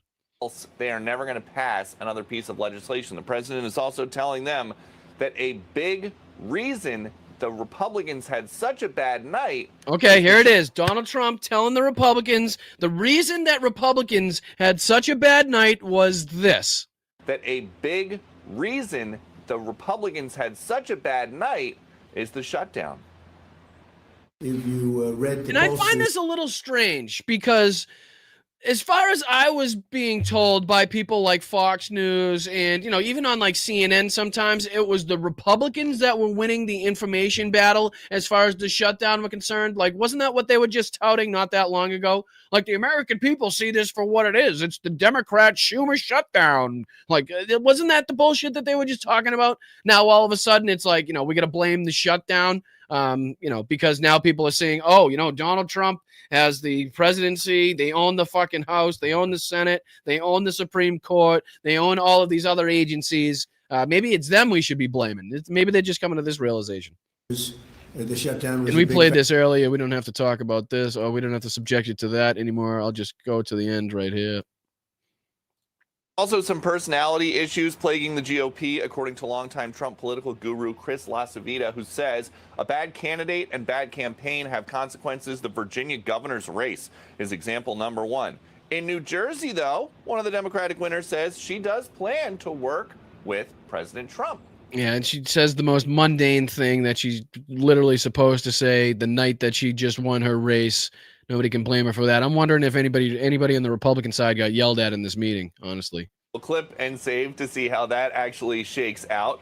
The mood in the state dining room right now with the president and all of these Republican senators is pretty upbeat. They were heard laughing at some of the president's punchlines. Of course, that's what a cult does. That's what the regime is supposed to do. That's why the fucking Fuhrer has these people around him, the yes men, to make him feel better. When he has really bad nights like he had last night, right? When he feels bad about himself, he's got to get his sycophantic followers surrounding him, the closest people that are going to tell him it's okay. They're going to laugh at his shitty fucking jokes. They're not going to tell him that he stinks like a fucking wet diaper that's been sitting in a horse's ass for the last 3.5 months like Donald Trump typically smells like. Right? Then nobody's going to tell him that. They're going to laugh and they're going to say, they're going to console him and tell him it's all right and don't worry about it. That's what this is all about, right? So I was more worried, not worried, but I was curious if anybody was going to get reamed out, which seemed like at the beginning they were trying to make it seem like this was a little bit contentious, but trying to save it on the back end by saying there was some laughing herd and joking herd at Donald Trump's bullshit, which is pretty funny to hear. But let's see if we can dive into, while I'm on this one, put myself fully on this one. Let me see if I can go back to the history, because I know there was a, while we have time left, and we got about 20 minutes, so I do have time. We kind of flew through those clips that I wanted to get through, which is a good thing. I didn't want to spend too much time. But let's see if there was anything here that we could dive into as well. Let's see here. Let's see as far as videos. I think there was one on... I think there was one on his speech, and then there was one on the the blue wave. We can dive into which one has more views. This one has over 500,000. So let's watch this one. This is talking about huge night. Excuse me. This is talking about the victory that we had. And again, if this is, we can always jump off this and onto something else if we're not enjoying this as much. Let me put this on the screen for you guys. Put this on here. Much appreciated. Make sure you hit that like button. Again, this is our ladies over at the I've Had It podcast, Jen and Pumps, talking about the Trump being furious and confused after Democrats demolish MAGA in elections. What do you say we dive into just a few minutes of this, and I'll see if there's anything else we can pull up in the background. I appreciate you guys. Thank you so much. Hit that like button. I'm Boston Brian. This is Blunt Politics. Goes a long way if you guys help support the channel. Again, nothing sold to you, nothing hidden behind a paywall, no advertisers, no fucking corporate backers, no sponsors, no nothing like that. All stemming from you guys, 100% independent, 100% funded by you guys alone. And I appreciate you for being there for me. Let's dive into it. Huge night, huge day yesterday. Woke us back. My name is Jennifer. My pronouns are she, her. And you guys, this is an absolute rebuke on Kanks, sociopath, fascist, little twerp, Stephen Miller, and all of the other abject failures in this administration. Kanks is kind of popular when he's campaigning, but when he governs, he is so underwater. And so we have this opportunity to save our democracy and to exercise our right to vote and to again, it's support also, candidates. I'm also watching these shows to make sure that we're staying with a level head on our shoulders as well. I know you guys that have been watching this show, and those that might just be joining us for the first time, welcome and thank you for giving me the opportunity. I've been trying to reiterate and keep everybody with their fucking 10 toes on the ground to say, let's not get cocky.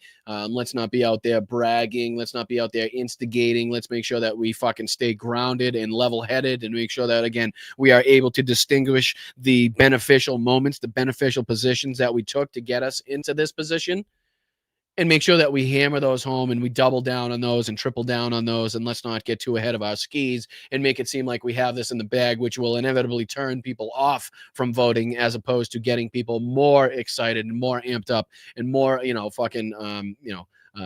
excited to get out there and vote. To me, the New York mayoral race is the biggest one. I'm so happy Mikey won in New Jersey. That's a huge win. Also Virginia. And you see in Virginia, all of the counties went bluer. Massive blue trend. But Zoran's campaign in particular, I think here are the takeaways from that. Number one, the xenophobia and the fear mongering and the culture wars face planted. Their one trick, MAGA's a one-trick pony, and it is scare the shit out of people while we fleece the working class so that we, the oligarchs, don't have to pay taxes. Scare them about people with a different religion. Scare them about people with a certain skin color. Scare them because somebody has a non-traditional American Anglo-Saxon name. And it face planted, and the more money they spent, the more popular this guy got. 1 second. I was fortunate enough. Look at this clip from Howard Lutnick I just found on fucking Twitter. The first thing I pulled up. So obviously, people are talking about the ongoing SCOTUS decision on whether or not Donald Trump has the position or the ability to continuously, input tariffs, just whole cloth the way he's been doing. And this is fucking Howard fucking Nutlick on with Hannity, basically giving the game away, talking about how the justices are on the president's side. What did I just say? This is why the American public is so pissed, because of the full and complete control the Republicans have over the government right now, from, again, the fucking executive down to the SCOTUS, and the lack of results that the American people have seen, and in fact, how much worse things have gotten. And fucking this guy's just on there like, yeah, they're in our pocket. We know we're going to get, like, just listen to this bullshit. Trump is gonna Let me see if I'll play this from the beginning. Listen to this. In all seriousness, this case matters, I believe, for more than any other reason, not only economically, national security. How do you think it went today? Oh, this is the Super Bowl. This was the Super Bowl of trade, right? This is the Super Bowl. I mean, this guy in his glowing, gushing praise of Donald Trump is like a walking Viagra commercial. It's just, at this point, it's fucking out of control. trade, and this was it. The only thing missing was walk-on and walk-off music. And I swear, if he's on Fox News too long, I swear he needs to bring a change of pants.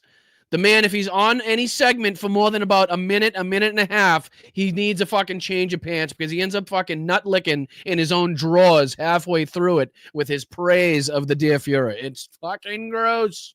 Show. I mean, this was it. And there were fireworks all the time. But think of some of these questions like Justice Kavanaugh says, imagine a meeting in the Oval Office with the president where, and this was his cross-examination of their lawyer, and he says, you've said he could embargo, he could cut off trade with any country.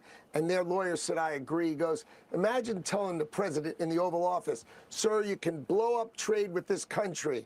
And he goes, that seems too much. Can I put a tariff on him and do a little less? Jesus Christ. Not only that, but the fucking lack of volume on Twitter makes it fucking all the more like just unbearable. I was trying to look for any of the, some new stuff that's been going on. A lot of it is nut licking on Hannity. Again, more Hannity fallout from the election results. Let's see what's he got to say here. Is this from the clips that I played earlier? Or is this a different one? But this brings us to last night's election. Unfortunately, the results really did not, in spite of what some people are trying to claim, it did not indicate much about the overall direction of the country. Oh, wow. That might be the single biggest fucking piece of cope that I've seen so far. Sean Hannity actually trying to get his fucking followers to believe that what happened last night in again, places like Virginia, New Jersey, Georgia, California, New York City, Mississippi, and a few other places around the country was not an indicator of the feeling, of the sentiment of the country. Oh, boy. I swear, if they're going to continue to live in an alternate universe, then, again, they're just leaving the door wide open. But, again, let me see if I can put back on this iHip, and I'll see if there's anything else behind the scenes we can take a look at as we continue to celebrate, but not over-celebrate the victories that we have, presented to us last night. And enough. I was at... It would be great if I put this on the screen for you guys as well. That'd be fantastic. Ron's victory party last night in Brooklyn. I'm dead ass tired, you guys, but this is such a moment for us to all share. I missed Pumps being there. Everybody asked where you were in Pumps. I went with Professor Ruth Ben-Ghiat, who I love. Everybody would come over to us and go, we love what y'all are doing. And I was like, she had her glasses on. And I said, Ruth, everybody thinks you're Pumps. And she goes, I'm just going to go along with it. I wish I was as smart as she is. Oh, she's fabulous. Okay, let's listen to the first part. What is there another fucking turning points? Hold on, sorry. What is there another turning points thing going on right now? Hold on, let me see. Is it worth diving into that? Worth diving into a live look on that? See what the hell happened? I thought I just saw there was another turning points. Maybe I was wrong. Oh, let me see. Give me a second. I thought I saw Benny Johnson. Oh, yeah. What was this? What was this? Oh, my God. Tommy Tuberville. They had Tommy Tuberville speak. Is it worth getting dumbed down for a second to see? Check this out.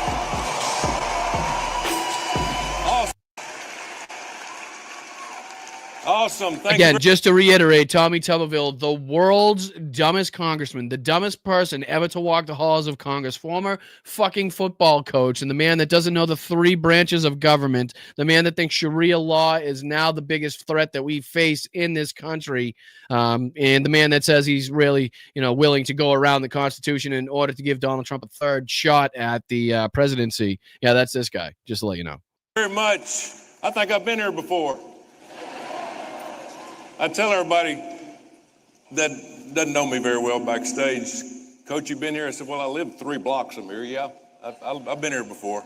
Hey, this is awesome. It's yeah, you're killing it so far. Humana. It's a great time. And we're here for all of you young people here tonight that are in school. We've got some high school people here who have a fucking better education than I do right now myself. Imagine this guy talking to all these students who have fucking a higher IQ than he does, and he's up there as a senator, and he knows that he's the dumbest person in the room. Oh, it's pretty good. But we don't have to listen to any of this bullshit. I was just kind of curious who else speaks here. Not sure who this is, but I'm pretty sure he's involved in a group chat that has Nazi talk in it. He's probably been talking about gas chambers before. He just looks like one of the people involved. What else do we got? Well, I'm pretty sure that's got to be an old clip. Let's see here. Benny Johnson on talking about Biden because that's what they love to do. Praising Donald Trump on there again, Benny Johnson. Let's see. I'm concerned about it because if you don't believe in God, if you don't believe in the value of life, you will view it as permissible to kill. Nope. Here, so he turns it into a church rally. So it's just. Oh no. You got to throw Laura Trump in there. I want everybody in the world to hear. God, I thought it was only going to be Tommy Tuberville. And Benny Johnson. I was going to say these people really got scammed. Hope they didn't pay to go to this one. But don't worry, they got their shot with Eric Trump and Laura Trump. I think the people in this room and Please take the people in this room. Anyway, let's see if we can dive back into the gloating. And then I'll get into thanking people. Maybe I'll get you out of here a couple of minutes early tonight. We were just too efficient. In flying through all of the fucking cope and the meltdown that has been going on. But, as we do here, we're getting better at what we do. At least day by day we are. Of Zoran's victory speech, or this is just a segment of it, where he comes out, you guys, he ran a campaign, a masterclass on affordability, inclusivity, holding billionaires and corporations accountable, but also he was a good little attack dog. Yeah. So after he won, I thought, is he going to come out all cupcakes and rainbows? Let's see what he has. But it gives us, it does lay a good blueprint for, those to run for office after this or who run their campaigns after this as to the way, they should attack these fucking meetings, as to the way, how aggressive they should be with their rhetoric and exactly how they shouldn't hold back, right? Let's go after, let's show the fucking American people that we have their backs. We are behind them, regardless of what their skin color is, or what their social status is, like those types of things. And it helps you with the American people in the long run. So those are the things that we need to build upon and take those fucking things that we're learning are victorious and help us become victorious in that race and use them in different parts of the country in which they fit. Because, not all things that, win elections in New York City are going to necessarily win elections in places like Mississippi or Virginia. But again, that doesn't mean that we can't try and see what works and what doesn't work. Say about kinks. Play the clip. So Donald Trump, since I know you're watching, I have 4 words for you. Turn the volume up. Yeah, and this is the one that the Republicans were all like, I don't get what he means. What does he mean? Well, it means a bunch of different things. It means, A, listen to the fucking crowd now in front of me and the enthusiasm that they're showing because you're watching. So why don't you turn that up so you can hear the crowd behind these, or you can hear my victory speech. And it also means that we're going to turn the volume up as far as, again, these policies, the rhetoric, and everything that we deemed, successful and got us to this point. We're going to continue to hammer those home. So, multiple ways you can interpret that. But yeah, I don't know how dumb these fucking Republicans have to be in order to question that part of it.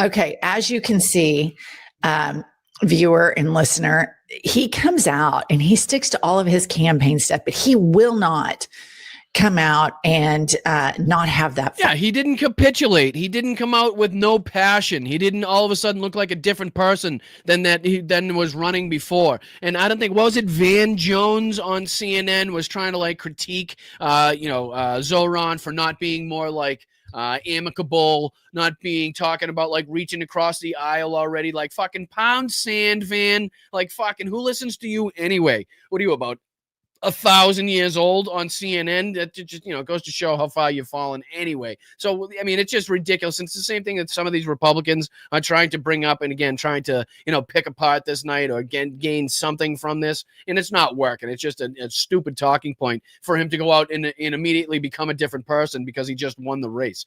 No, he's going to be that same fiery person. He's going to be that same instigator. He's going to be that same bulldog that, again, created the fucking momentum in the first place. In him. And that's just what the Democratic Party needs. Quit assuming that the other side is somehow decent or normal. And so I just love that he came out, included every single person on the planet. His politics are so inclusive, and then still has the fight in him. Well, here's the thing. Zoran knows, like every single person that's been paying attention, Donald Trump is a bully. And if you give in or you give a slight hesitation that you're scared of him, he goes for the jugular. Zoran's not scared of him. New York can overcome all this bullshit that Trump is doing, and he is going to lead them to do that. And that's why Trump and his little sycophants have just been absolutely terrified of this race. I mean, Trump said he's not going to give federal funding to New York City if Zoran won. Motherfucker, New York City gives way more money to you and all the red states. So you need to sit down and shut the fuck up. And I think Zoran's just the person to make that case because he's. Facts. And a great place to leave it for tonight. I really do appreciate you guys. I'll see if I can get you guys out of here a little bit earlier. Of course, we're going to get into thanking people that sent in a Venmo, super chat, super thanks, gifted memberships, milestones, anything like that. The shout out that you deserve. I really do appreciate it. Hope you guys had a great night. Hope you guys enjoyed the 2 shows that we have today. I thank you guys so much for hitting that like button, subscribing to the channel. Let's get into some of these Venmos. Let's see here. First person I'd like to thank is Jim the Geek. Let's go, brother. Thank you so much. Very much appreciated. Shout out to you for your kind Venmo. Thank you to Nancy. Thank you to Peter. Nancy, thank you so goddamn much. You're amazing. Thank you, Peter, as well. Thank you, Kathy, Robert. Thank you, B-Man. That's Brian, in case you don't know who I'm talking about. Thank you, Karen, and thank you, Damon. You guys are all fantastic. And again, it goes a long, long way in helping this channel, go on and succeed and not fight for our lives like we have been. But I really do appreciate it. Now let's get into thanking some people here. And we did beat earlier. Like I said, we wanted to beat 27 contributions here. We wanted to be 25 contributions, and we got 27. So I really do appreciate you guys. We made our milestone, a fake milestone that we set for this evening as well. So Berkeley, thank you for kicking it off, brother. Shout out to you. I appreciate that. Right back at you, my man. Thank you for your contributions. Thank you so much, Vicky, for becoming a new member. Shout out to you. Thank you, Kathleen, for being here for 15 months. Shout out to you, and thank you so much. Congratulations on your milestone. What a great night last night. I appreciate it. But again, let's not get ahead of ourselves. Not saying you are, but this is just a great place to continue to repeat this, where we still have so much work to do. This is just the beginning. These are just the baby steps to get the wheels turning. So again, let's not get ahead of ourselves. That's all. But Kathleen, thank you so much and congratulations. I appreciate you so much. Mark G, for your couple gifted here. I really do appreciate you, brother, for one and another one here. Thank you for all that you do and all your contributions. Shout out to you. That goes for Greg as well. Keep it up, man. Appreciate the content. Thank you, Greg. Appreciate you, my brother. Congratulations on the 17 months. Shout out to you. That goes for Mark G again. Let's go, Mark. Rudy. Oh, yeah, Rudy did make an appearance there. I was surprised to see him as well, but it was overshadowed by Greg Kelly's COVID that he's got. But thank you, Rudy, so much for your contributions. Thank you so much for the 10. Shout out to you, brother. Married to a Maggot. Thank you so much. That is a great and very informational, very informative name that you got there. I feel bad and sorry for you at the same time, but also very appreciative that you joined us here as a new YouTube member. Congratulations. Thank you so much for giving me an opportunity. And it's great to see you in the chat. Thank you so much. Shout out to you. Tanya, thank you so much for becoming a YouTube member as well. Shout out to you. I appreciate both of you guys for giving me the opportunity, giving me the shot. That goes for Silly Willie. Let's go, brother. Member for 6 months. Thanks, Brian, and much love for you and the channel. Right back at you, Silly. I appreciate you, brother. Appreciate you very much. Thank you so much for your kind contribution. Shout out to you and everything that you do. Bethany as well. Blue Wave yesterday. Blue Wave. And I'm sure that was put in a different way, but StreamYard gives it to me like a moron. But thank you so much, Bethany, for your 14 months contributions. Congratulations on your milestone. And shout out to you for everything you do for the channel. That goes for Nancy as well, of course. Nancy, these Megyn Kelly clips feel so good, don't they? But let's soak it in. But let's use this as motivation to continue to to feel like this. Like, let's recognize how much better it feels to win on election nights than it does to fucking just be utterly miserable on election nights. And let's make sure we do everything possible to make sure we succeed in every election opportunity from here on out, right? So thank you, Nancy. I appreciate you. Glad we could help you feel better. Glad we could give some fucking smiles to the crowd tonight. Thank you, Mark G. Again, I need a surfboard for these blue waves. Just vote, baby. Let's go. I wish I could surf. I was always shit at skateboarding and surfing and shit. I could bodyboard like a motherfucker. I could bodyboard, body surf, the best, but just I could not stand up for shit. Good at rollerblading, just never fucking skateboarding. Couldn't do it. But thank you. I appreciate you, Mark. Thank you, fucking Jen. I appreciate you so much for the 20, for that kind contribution. Everybody knows the shutdown is the fault of the Republicans and the diaper Dawn. Very well put. And again, we're seeing that now. And again, the Republicans are slowly coming to terms with not living in reality and actually seeing what the United States public actually cares about. So yeah, I appreciate you and good luck with everything that you're doing. Appreciate you chiming in. Thank you for your contribution. Shout out to you. Tell Eric I say what's up. In a belated happy birthday again. Hope you had a good one. Mr. Android, let's fucking go. Thank you for the Ray Borg. Does anybody watch Fox Business for economic news? This is propaganda. Bannon, Breitbart, talking points. Just read the teleprompter, lady. I appreciate that. And you're 100% right. And again, it's just another propaganda arm of the Fox News fucking network. I don't think anybody really goes to get there. And I mean, again, if you're over 65, 67, that type of crowd, I'm sure a lot of them do, which is why a lot of them inevitably end up losing their money. But yeah, I appreciate you, Mr. Android. Thank you for the gift. Thank you for the contribution. Shout out to you. Thank you, Mark G. Again.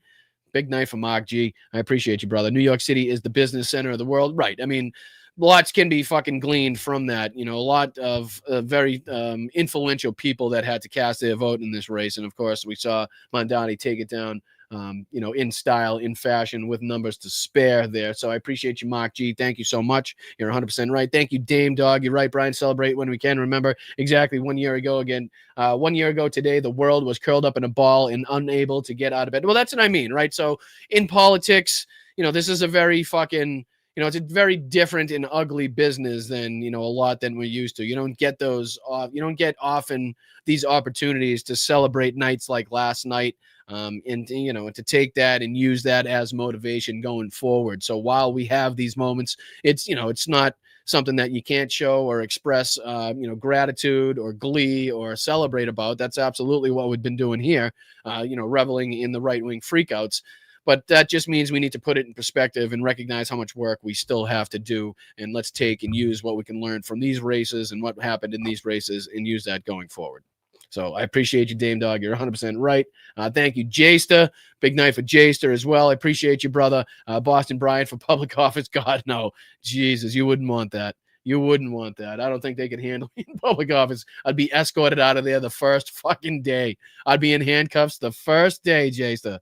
I'll stay my ass right here where I feel comfortable, where I can speak my piece. I appreciate you guys. Unless you guys get me to that level. I don't know. Never say never, I guess, right? If you guys get me to a couple million subscribers and we start making some waves here, maybe we can do some damage in public office. But until then, it's that's definitely in the far future. I appreciate you, Jason, though. Thank you for the vote of confidence on that one. Jenny Faye, thank you so much. Hi, Brian, Mel, Mods, and Lobster Fam. I had an early morning. Oh, yeah. Little guy in my pick is having surgery on a herniated disc in his neck. Any prayers and positive energy from my Wayne would be very much appreciated. Again, anybody, please let's send some love not only towards the direction of Jenny Faye, but also Wayno for his procedure tomorrow that he's got going on. I know the good vibes and the positive energy from the Blunt Politics chat is going to be enough to get you guys through, and we'll be talking to you tomorrow on just how well everything went. So I appreciate you, Jenny Faye. Thank you so much for your contribution. Shout out to you and shout out to Wayno. Good luck tomorrow. Let's see here. Who else? What we got next? JD. Let's go, JD. I appreciate you guys. I really do. Another Ray Bork here for the Tears of a Clown. I love it. Isn't it good to sometimes, feel like you're doing something positive? Isn't it good to sometimes feel like you actually received something for the work that you put in, which is just another step last night. So JD, thank you so much again for all that you do, for showing the passion that you show, for always being involved in all these different channels. It goes a long way, and it's definitely appreciated and recognized. So JD, thank you, brother. This goes for, what's this? Mistress Oasis Girl as well. DA Republicans lose in Poppy voice. Oh, duh, Republicans lose. I gotcha. How good was that when the Yankees choked? That was just so good. And he's got A-Rod and Jeter on either side of him, and he's just going to town with him and Vlad Guerrero, even though, Vlad Guerrero didn't have the last laugh. But that was just too good, Mr. Skill. I love that. It was so good. That was so good. I appreciate that contribution. One of the better ones. Thank you so much. Shout out to you. Thank you, JD, as well, for the 5 gifted memberships. You guys are fantastic tonight. You guys are unbelievable. Really do appreciate that, JD. Like I said, it's very much recognized, very much appreciated. Thank you, brother. Babyface as well. Trump hates America. Republicans hate America. They really do. I mean, there's really not much that you could say to combat that, right? I mean, we have more than enough examples, again, to back up those statements right there. So, Babyface, no notes, 100% right. Appreciate your contribution. Shout out to you. That goes for Romulan 007. Brian, Donald Trump is so stupid. He thinks that Jethro Tull is one of the Beverly Hillbillies. Oh, my goodness. You guys crack me up. I love that symbol. Do you create that? I'm a big 007 fan, big James Bond fan. I love the old ones myself, but of course, the newer ones are great as well. But I appreciate that, Romulan 007. I appreciate that contribution. I appreciate your chat. Thank you so much. And, shout out to you. And that goes for, who did we miss? Did we miss anybody again? Oh, JD's next again. Jeez, I felt like we were skipping people. I felt like we were going back to the same thing. JD, thank you so much for the half of Ray Bork, Modest Mods, and Lobsterverse. I appreciate that. You guys crack me up. You really do. Thank you so much, JD. Big night for you guys. Babyface again with the 5. Just feel like giving tonight, Brian. Thank you. You guys are amazing. You really are. Thank you so much, Babyface, for everything that you do. Really kind that you continuously put into that chat. I really appreciate it. Mom Downey graduated from Bowdoin College in Maine. Appreciate that, Jen. Appreciate for the contributions. Thank you for the information as well. I don't think I knew that. I've been there. I think I've been there boozing a few times. Thank you, Thomas. Let's go, brother. I'm back, baby. Let's go. The unfortunate altar boy making an appearance. Thank you and congratulations on 10 months. Great to see you back in the chat, my friend. Great to see you back in action and with some passion and energy. Let's fucking go, brother.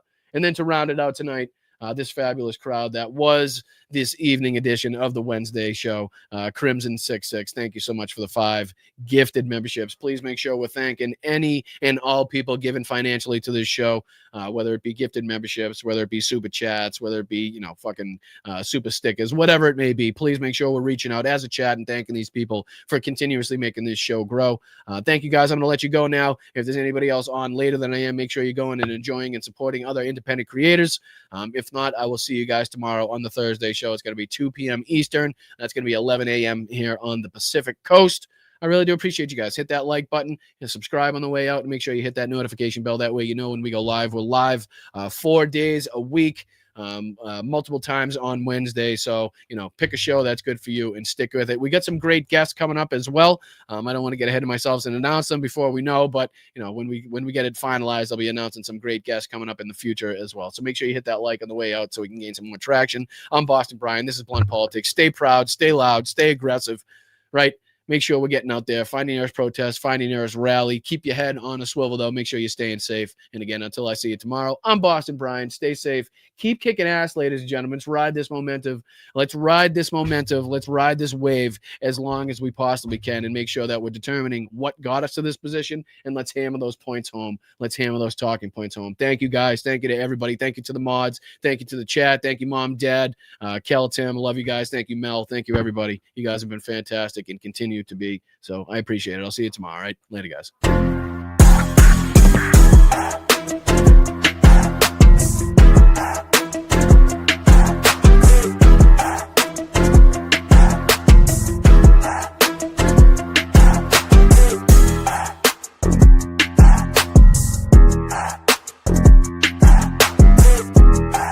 Brian, yeah, you're drunk. You're drunk.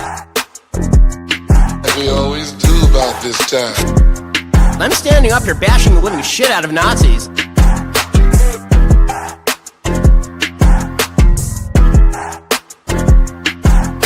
I can just tell you that a con artist is about to take over the Republican Party and the conservative movement, and we have to put a stop to it. He builds the wall the way he built Trump Towers. We'll be using illegal immigrant labor to do it. Wrong. They're just getting acclimated. You know what that means, acclimated? What uranium is, right? This thing called nuclear weapons and other things, like lots of things are done with uranium, including some bad things. All I smell is your bullshit. I'm just an average guy who read public documents where the elite said they were going to enslave us and destroy America. And I'm not going to be like yuppies come and deny the threat to my country. I'm going to fight back. I didn't say mud, I said crud. You fall into some crud or something? Taking him back to Nevada where he's wanted for banging horses.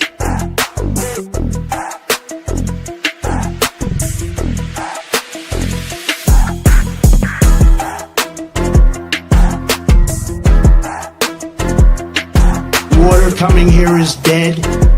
Eating the dogs, the people that came in, they're eating the cats, they're eating the pets of the people that live there.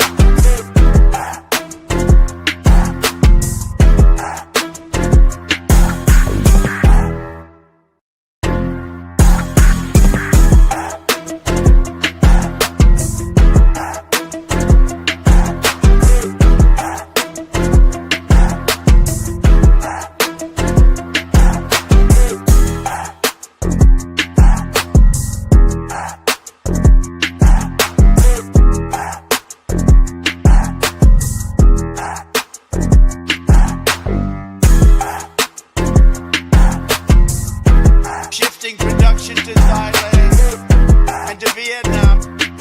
The population in Thailand is 63 million people. It is twice the size of Wyoming.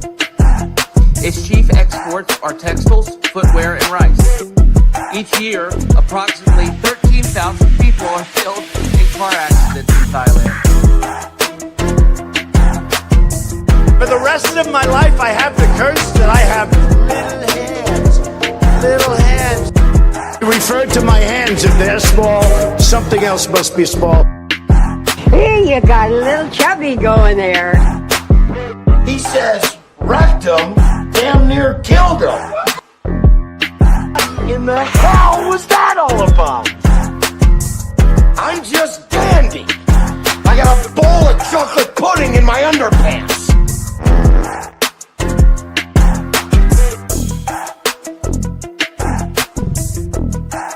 We've endorsed JP, right? J.D. Mandel, and he's doing great.